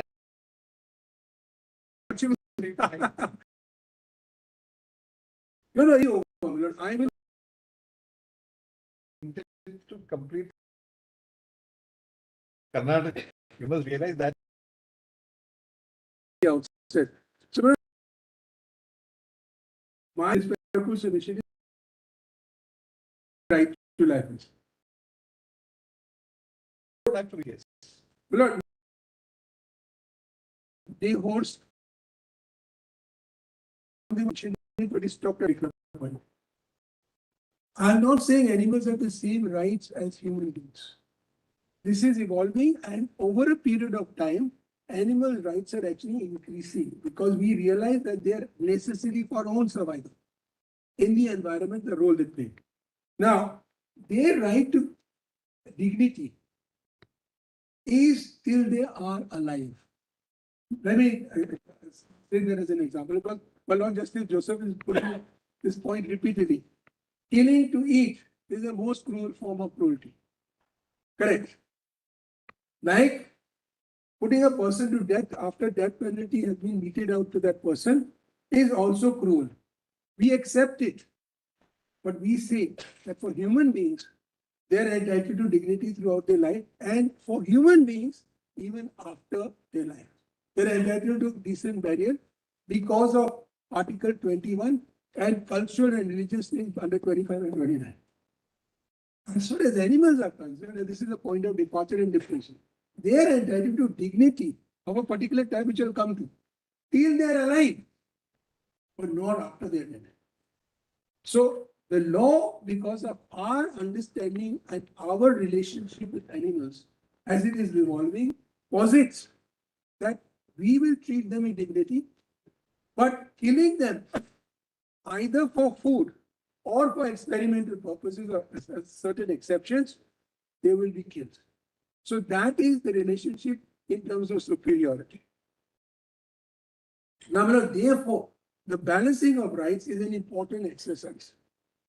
There the doctrine of necessity comes in. Is it necessary for us to do certain things? Or, like, for example, experimentation. It's an exception. Now, let me also tell you, lordships, that in terms of drug trials are carried on under phase 1, phase 2, phase 3. In the phase 1, animal toxicity studies are done. That's the norm. We expend animals for the purposes of our betterment. This is changing now. For example, we don't do dissection anymore on a physical animal. We have technologies which allow that to be done without actually touching an animal. But phase 1, phase 2, phase 3, phase 4 trials are on human beings. It's not as if there are no experiments on human beings. I just wanted to point that out. In fact, the drugs and cosmetics and Schedule Y make it very clear that until drug trials are carried on human beings, no drug can be approved. So just that there is an exception doesn't make animal a subordinate person. Now, what sort of rights are the animals entitled to based on the dignity that is bestowed to them? I hope I'm clear that the right to dignity is vested in animals, but it's a different type of right. It's not the dignity that we accord to human beings. What is the meaning of dignity? I teach. So the students ask, what do you mean by dignity? It could be, for example, Lord, I'm arguing. I'm just using myself as a, and your lordships are looking elsewhere. No, lordships are not this. Not that lordships are not this. Suppose your lordships are not listening and ignoring me. I am treated with this respect. Then your lordship will not be treated with dignity. That's one level. The other level is to say you are a useless person. Third would be to beat up a person. So there's different levels. So what is it? First thing is that as far as animals are concerned, You find no difficulty in making submission, but not on yourself. very well. That is, I'm getting somewhere. I'm getting somewhere. Full attention is on you. No. I hope it's the judge's attention, Lord. And not other people. This is very important. I'm afraid of these things. I don't know how your lordship treat this, but this is not the. I think the same reflection is there. No. I am in jest, Lord. I mean, we are actually subject to now the whole world as an audience and the whole world to criticize us. Now, so, Lord, what is the level of dignity that the animals will be entitled to? First of all, they are not treated as property. So I'm trying to call out things which are different. Then they are entitled to those 5 freedoms because of dignity. I'm just giving examples, Lord, which your lordship. Mr. Grover, so far we accept your proposition that Article 21 person are interlinked with the environment and animal. Minus. But from there, where do you take, No, take us to? The next proposition, So far Lord. Jallikattu is concerned. No, I'll come. Let's, because Lord, if I had said to your lordship, let me be very candid. The Lord, this arguments are Mr. Sibyl knows better than me. There's also a psychological issue, Lord. When we put an extreme proposition, the lordship is rejected. I won't be able to argue anything else. I've learned it from Mr. I know better than because I always put extreme propositions. That's my learned friend suggestion. No, you taught me not to put extreme propositions. So, Right, my learned friend is a great teacher, my lords. Jallikattu is concerned. So, my lord, I want to put it quickly. This is unnecessary pain. Only thing is, these are not voluntary action on the part of the animals. They are compelled to do it. Yeah. That is one. One, very, Two, what is? no, my lord, why? Because my lord Justice Ravi was asked on the first day. They have no agency. They are not voluntary because there is no question of volition on part of animals. If they're in their own environment, like for example, the construct of willingness in human beings in law is one, consent is the other.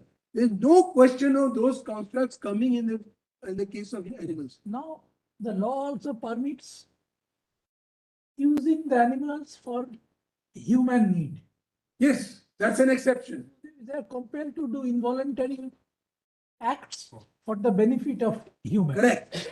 So you want to segregate the nature of benefit, that not the entertainment benefit, but physical benefit. This is what you want. I'm not doing it now. Both Nagaraja and the PC Act does it. PC Act to a certain extent, Yes. that is exactly what I was trying to read in Nagaraja. This balancing exercise is by the invocation of the doctrine of necessity on the one hand and exceptions on the other. That's the balancing act. In Nagaraja, the most important one, you read paragraph 71, but not I the didn't last, read it. the last sentence. No, The my last sentence. lord, The last sentence in paragraph 71 is very crucial. I'll read. May I read that? It says both anxiety and fear. Sorry, lord. It says, it reads this, like this. Both anxiety and fear therefore play an important role in animal suffering, which is part and parcel of the events like Correct. I agree. I wanted to read that, but to deference to my lords, I didn't read it. So time. So what I'm saying is the overall. So here our question is, why should it not be left to the lawmakers? No, And why should we take ourselves the duty of deciding to what extent we shall extend the no, there's no question of necessary or not necessary? All these are all Well, balancing factors. May I answer that? The law has balanced. Now there is an introduction of an amendment. But still, that's also law. No, I'm not disputing that. Of course, I can't dispute it. What I'm saying is that not only your lordships have noted, completely nullifies the Parent Act. Nullifies the Parent Act, but your lordships have to interpret whether in the context of balancing of exercise, is it unnecessary? Is it an exception under the law? Those are the things that your lordships have to look into. Should we decide what is unnecessary? Your lordships have, because the unnecessary thing is not defined.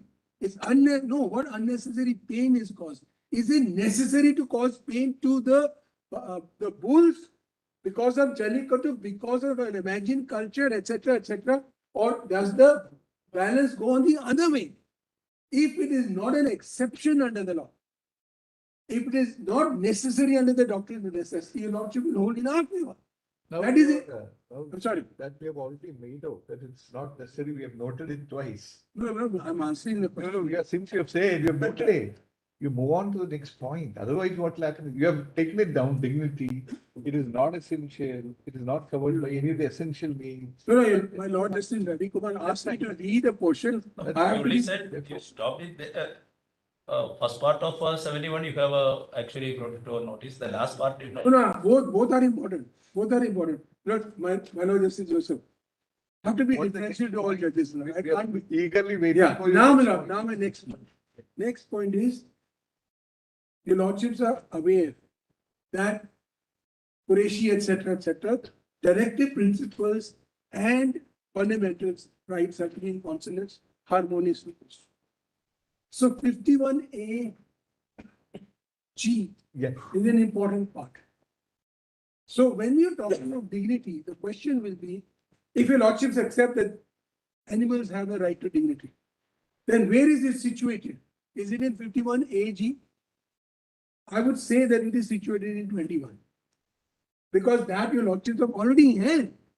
So 51 AG read with dignity have to be actually read into 23. So that is the next point. To be read into 21. Yes, 50 AMG read into 21 is not a problem. But dignity accorded to human beings in 51 AG.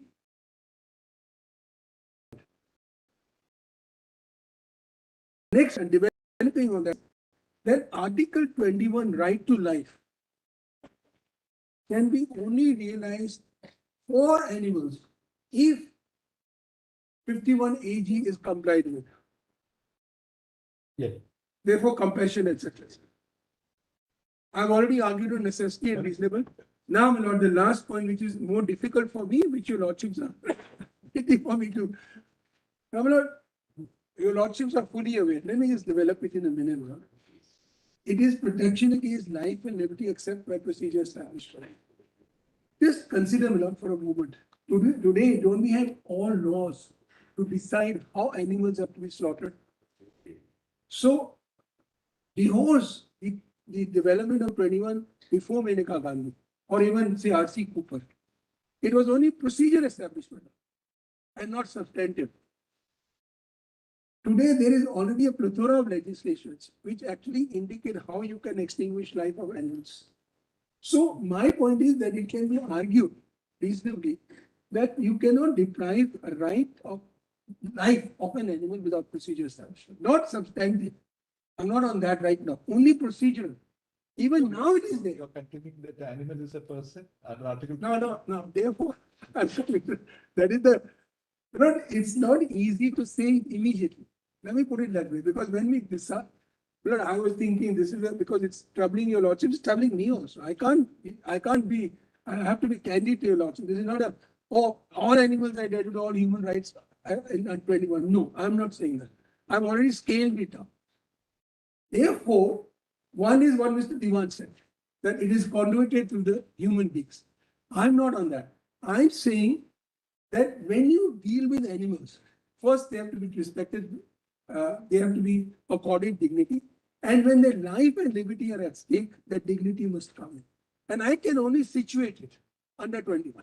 But I'm not saying that everything under 21, which is according to human beings in our constitutional jurisprudence, will be accorded to animals. I'm not saying that. But I have to be honest with you, Lordship, I'm struggling on that. So are you still saying that the animal is a person? We are again asking you. Yes, I am saying that at one stage we'll have to say that. That depends on the evolution of various technological developments. Today, as on today, do we have I'll say partially, yes. I will enough say. material to Person declare includes that? animal. Yes. I'm saying you can, your lordships, in a specific sense, say that animals are entitled to dignity and life and liberty under 21, but scaled down. That's your lordship's interpretation. I'm saying that it should be accorded that. All right. We have understood you. Yes. Very good. No, your lordships are understood. I'm not going to. So, Collateral to 21. I'm sorry. Collateral to 21. Yeah, because please remember. Fine, you can. Even dignity, even privacy in the Puttaswamy case, when we were arguing it, there was a genuine difficulty among judges and lawyers. How do we situate it? And I remember Justice Nariman said, but it can be 19, it can be 21, it can be 14. How do you know it's 21? So it's not an easy task. But I am telling you, Lordship, candidly, I am saying that your Lordships, after Justice Radhakrishnan's judgment, will not go back. I won't call it non-retrogression because we will not add any Lordship on that. The theory of progressive realization, doctrine of progressive realization, is actually applicable to what are called economic, social, and cultural rights, as opposed to civil and political rights. Civil and political rights are directly enforceable. As far as economic, social, they are progressively realizable. As they are realized, you can't go back. That's the only caveat I wanted to add to Mr. Diwan's argument. Now, that's my argument on 21. So I'm stopping it. The second point I want to argue is, the Lordship has already seen in terms of the conflict. I'm not getting into that. I want to argue that there is no assent by the president in the manner known to law. And for that, my lord, I thought we had proper pleadings, but I must be candid again to your lordship. One sentence, we have the draft person has actually put all the points in law, but not said that in this case there is no assent. So, my lord, I have, with your permission, just added that line as an amendment to the petition. I have to be candid to your lordship. I can't, because this is a constitutional case. I don't want. But tell us what Why tell your lordship? is The law is very clear. The law is, like any consent, assent by the president has to be informed. If it is informed, you have to tell the president by letter or documents that there is a conflict between the state law and the central law. That is, according to us, we reasonably believe it is not done. If it is not done, it is no assent in law. Simple. And there are two known, Mr. Luthra has already cited it. So not. But one should presume the presumption in evidence law is that It is regular, 1114 acts are regularly performed. Yes. So Mr. Trivedi was, no, you have not contended it. It is contended except the last line that in this case is not contended. So I've taken an amendment out, not one line only. And also I've asked them to produce the documents last week. Produce the documents, show. That's the end of the matter. I don't want anything else. So that's one, our judgments, lordships know on that. Just give the two judgments, but I'm not going to read them out.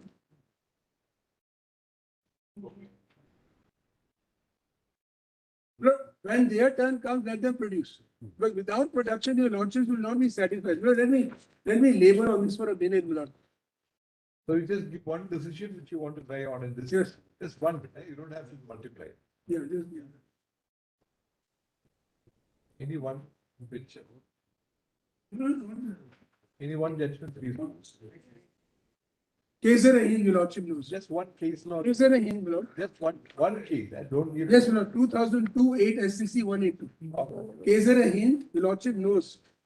I'll just get your lordship the paragraph. 2008. 2008. 2008 8 SCC 182, my lord. 2008. Presidential assets has to be informed.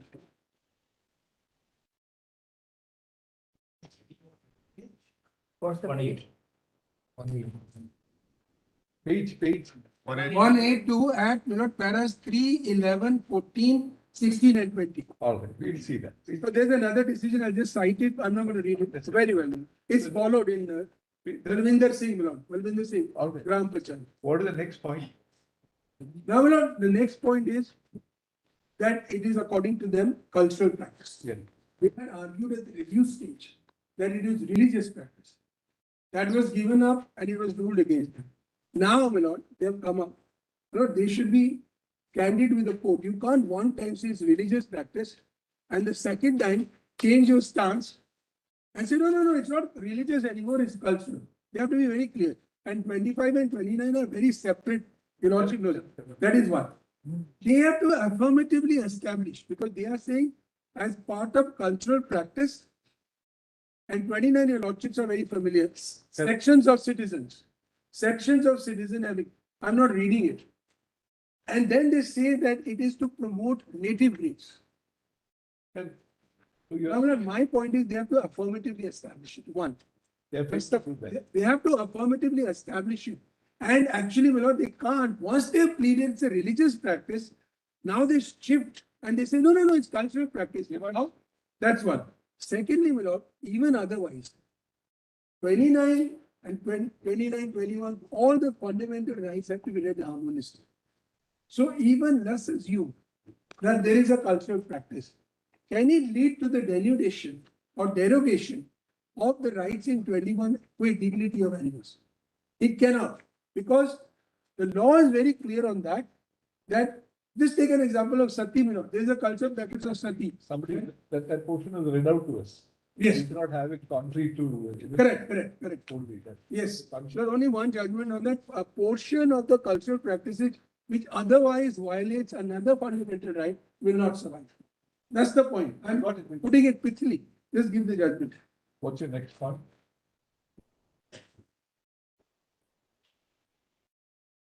Anything else? No.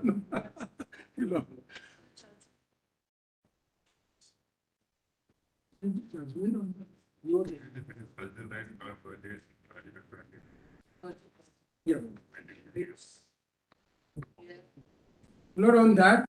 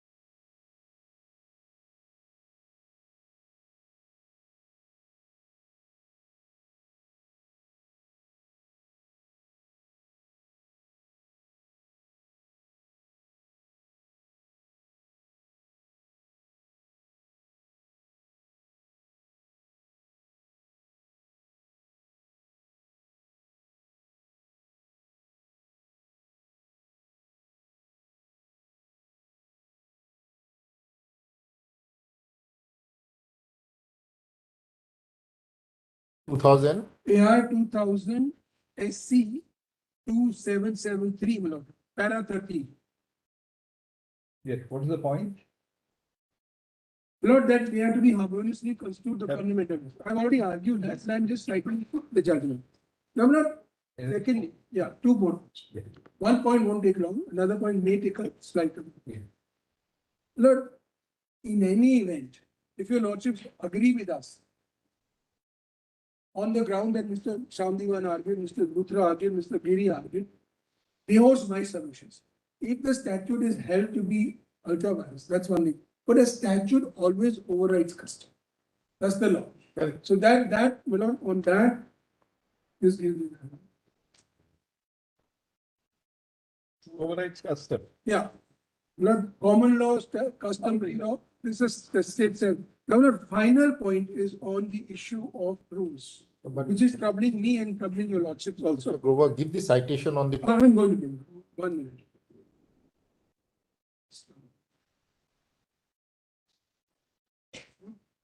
No, give me the.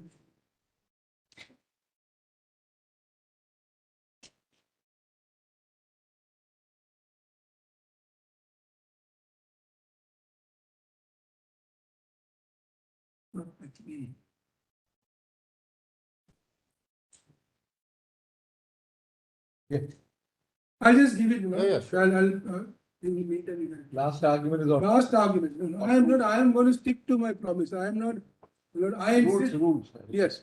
But please see the parent acts. It's very important to appreciate. The actual rub lies in first amending the act. You know, I'm not reading the sections. And then saying nothing of the cruelty will apply to us.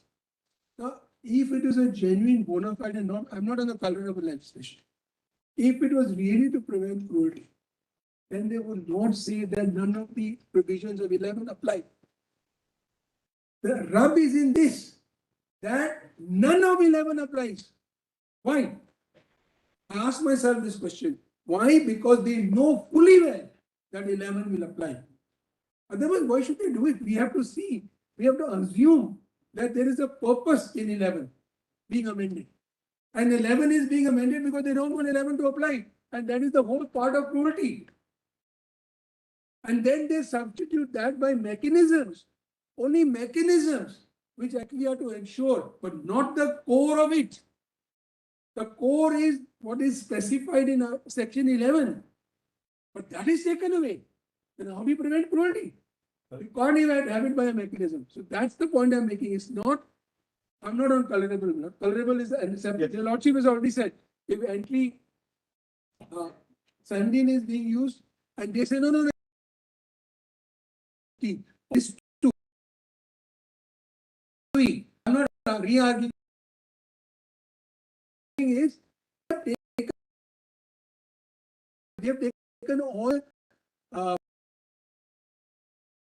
can take on the to perpetuate cruelty. This is why it is to actually do breeding native breeds of culture, but to actually escape from the liability on the Prevention of Corruption Cruelty Act with cruelty. Now, what they say, only last one, native breeds. Because this is concerned with native breeds. Now, we have come up with reports post Nagaraja. No. They are slim buffaloes. Their size replaced. They have this and that. That's a new fashion. But please appreciate that kind of evidence is not taken into account because this is vested on evidence which is biased. Because you created it for this purpose. Evidence which was the host knowing of this is important. And Tamil Nadu has its own reports on this, which I want to just point out and then stop. Now, just see in my compilation, just give the reports. Not compilation, I don't want to burden you, Lordship. Is it in the compilation?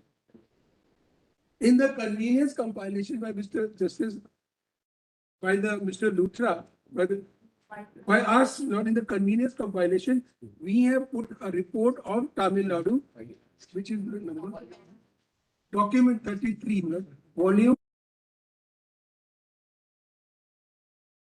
33. I want to just not read out, just point out the portion, which is very important because the sum and substance is this. And I'll stop with that because if your Lordship will allow me to file written submissions later, but I don't want to. Better that you can do. Yeah, only one point I want to make. Just keep document 33, my lord. Page number 436, it starts, and it's of the Department of Genetic and Breeding of Tamil Nadu, and they talk of breeds. This will take only 2-3 minutes. Lord, what is it? Yeah, I'm not reading it. I'm not. Those portions, portions are at 444, 449. Now, they specifically report to the breed or species Jallikattu, which are used for Jallikattu. Specifically, their argument is that in order to preserve the species, Jallikattu is necessary. Now, in this an independent report, not taking into account the litigation, there is not a word of Jallikattu to be used to perpetuate or preserve or conserve these species at all. And well, all other reports which are elsewhere in the convenience compilation, what they say is, why are native species dying? Last one. They are dying because these were draft animals. They were draft animals used to carry goods in the agricultural work. These agriculture work is now replaced by tractors. Therefore, they are not needed anymore. That is the reason of the native species dying. It's got nothing to do with Jallikattu. Therefore, my lords, I'll stop here because your lordships have put me on guilt. Thank you. Citation, de do. Well, that citation, my Lord Justice Roy wanted. This is Bimashia versus Janabi, 2006, 13 SEC. Custom is overridden by statute. 2006, 13 SEC, 627.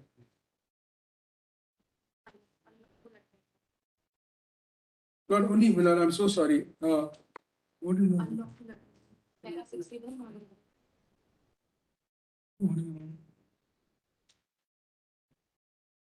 Yes, who is next? No, much obliged. Thank you. Thank you. Who else is there? I mean, we take it that Tamil Nadu side is over, going to Maharashtra. I'm here, my lords. So you're okay. You are for, My apologies. We take it beyond I that. am in the very. you are on entry 97. No, my lords, let me just explain my proposition, but I'm on the proposition there's no legislative competence for this law. That's one. You are with Your writ petition. The first writ petition in the list, my lords, today, 23 of 2016. I'm for the second petitioner, Ms. Anjali Sharma.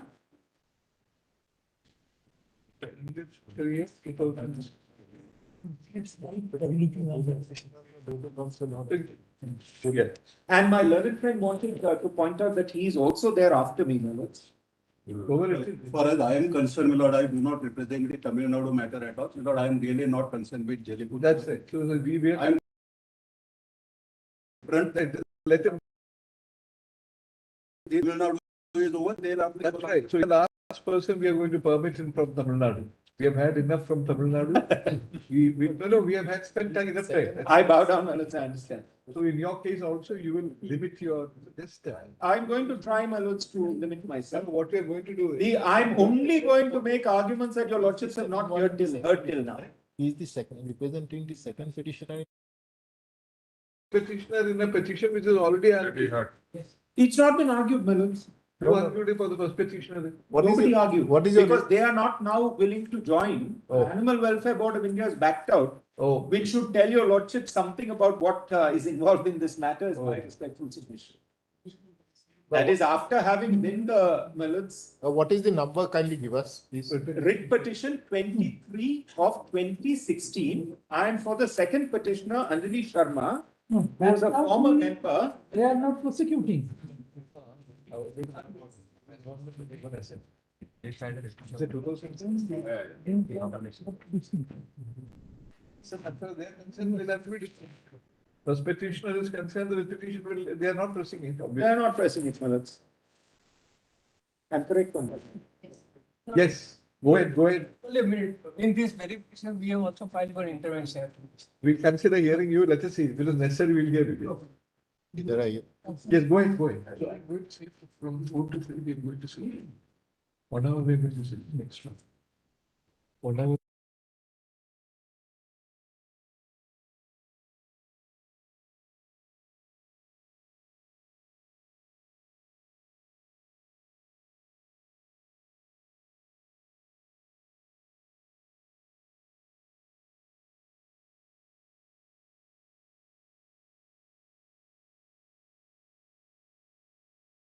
So let's. This is, give me the file.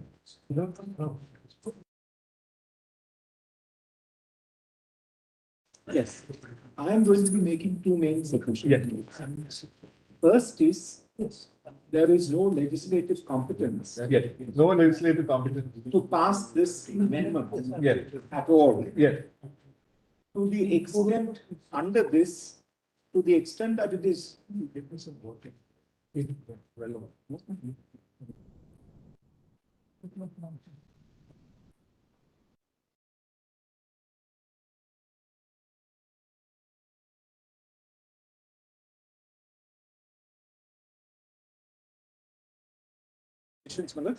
First, I told your lordships is there's no legislative competence. Under that, I wanted to submit that A, to the extent that this law cannot be traced to entry 17 of list 3.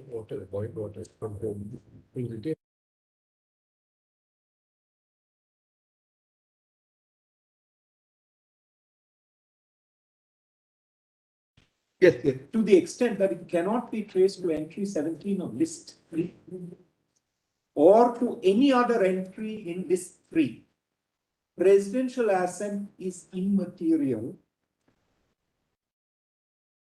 and cannot save this Amendment Act.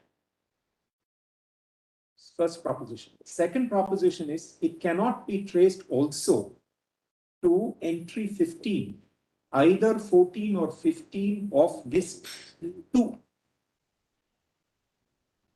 14 or 15 on list 2. Yes. And therefore, for these two reasons, there is no legislative competence. Not fine. Yes. And consequently, at best, it can fall under list 1's residuary entry, as fell from my lord the other day, and no other. Whether Parliament, my lords, your lordships had asked the question, whether Parliament, Just tell us what elaborated in. whether Parliament will pass the amendment or not, I don't know. Yeah. But at that stage, we look at the parliamentary amendment is my respectful submission. Now, my lords, let me explain why I say it cannot be traced to entry 17 of list 3. Yes. My lords, when the original law was passed in 2009, the Tamil Nadu Regulation of Jallikattu Act, it could have been argued that because it sought to regulate Jallikattu, which may cause cruelty to animals, therefore it's a law which is traceable to prevention of cruelty to animals. Correct. But the moment Justice Radhakrishnan, His Lordship Justice Radhakrishnan, renders a finding of fact that it is necessarily cruel to the bull to make it engage in this particular form of exhibition, performance, sport, whatever you call it. The moment this finding was rendered, any law which now seeks, my lords, to allow Jallikattu, to permit Jallikattu by allegedly making it more palatable, by making it less cruel, whatever you call it, is no longer traceable to this entry. The entry is not, and this is my respectful submission, the entry is not cruelty to animals. The entry is not performance, exhibitions, etc. of animals or competitions involving animals and or humans. The entry is prevention of cruelty to animals in entry 17 of list 3. Therefore, by definition, my lords, in my respectful submission, the pith and substance of this act and the rules, assuming that the rules are grandfathered into the act about which there is some, my lords, lifted into the act, in my respectful submission, this can never in pith and substance be relatable to entry 17 of list 3. Then, my lords, the next limb is that the entry 14 and 15, when one looks at the pith and substance, it is not related to agriculture, animal husbandry, etc. It is not related to protection, preservation, improvement of stock or veterinary practices or whatever. So, Venugopal, see, isn't it not better that now you have ticked it off? Basically, you have flagged the issue. Depending on how they are going to defend it, you can you can elaborate it at that stage. Why we are saying it, now they have to meet it. You have argued it. So we'll call upon them to meet it. My lords, I do want to substantiate it, my lords. I want to cite a couple of cases, show your lordships how the act has to be analyzed, how it has to be treated, so that he can meet it in full, my lords. You can just give the citation so that. No, I want to just analyze it for my lords so that your lordships see that what I'm saying that in pith and substance, it's not a law which is relatable to these two entries is made out. According to you, the entry would have been perpetration of cruelty to animals. Well, that is what His Lordship Justice Nariman has framed as the first question.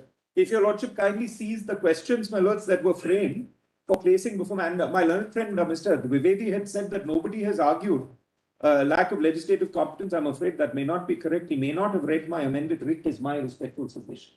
We have raised these issues squarely, my lords, in our grounds. So, if your Lordship sees the reference, the very first question is the Tamil Nadu Amendment Act referable in pith and substance to entry 17 list 3 of the 7th schedule to the Constitution of India, or does it further and perpetuate cruelty to animals? And can it therefore be said to be a measure of prevention of cruelty to animals? Is it colorable legislation which does not relate to any entry in the state list or entry 17 of the concurrent list? So this is squarely framed and before my lords, and I'm going to try to make that case good. And I won't take very long, my lords. I recognize that when your lordships meet in a configuration of 5, that your lordship's time is even more valuable than normal minutes. But so which are the decisions you want to tell us? The first decision which I want to cite, my lords, is State of Rajasthan versus G. Chawla, citation 1959, supplement 3 SCR 904.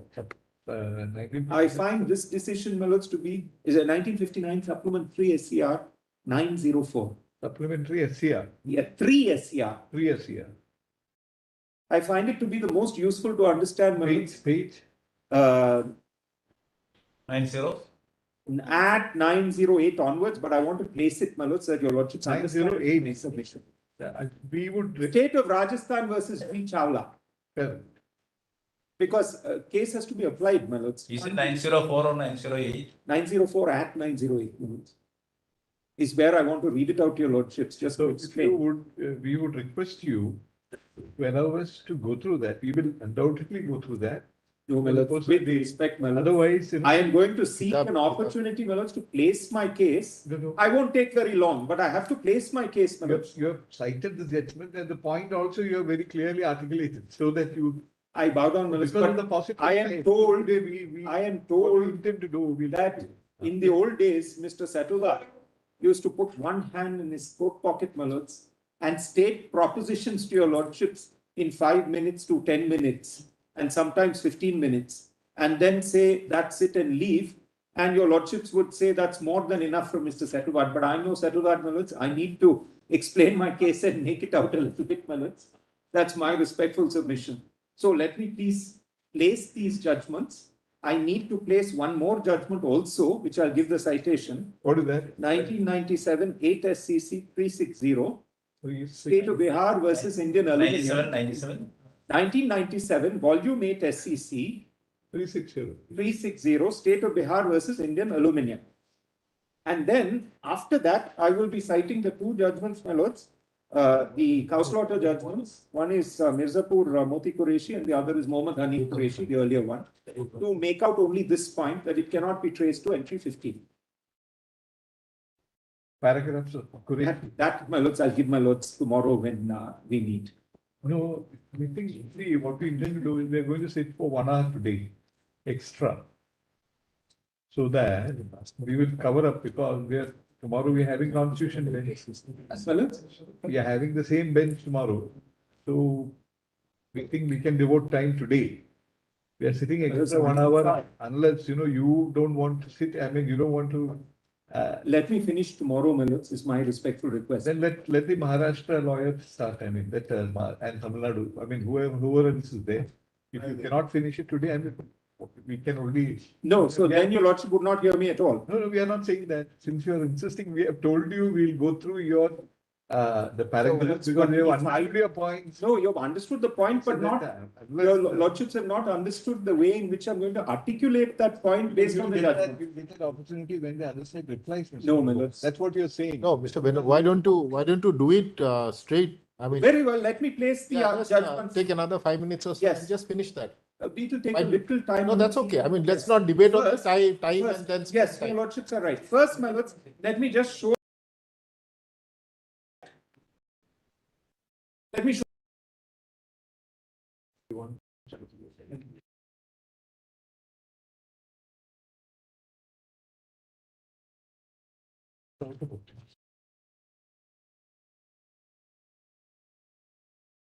Yes. Not for Mr. Venugopal alone, but for the others also. We intend to conclude the petitioner's section. That's what we intend to do. It may be a little difficult, Mills, but let me try. Please see at page 137, Mills. I just want to show your lordship. You are entitled to take the 2 minutes break, which we may need. Very well. We'll just come back up. So you'll also get that, Very well. idea.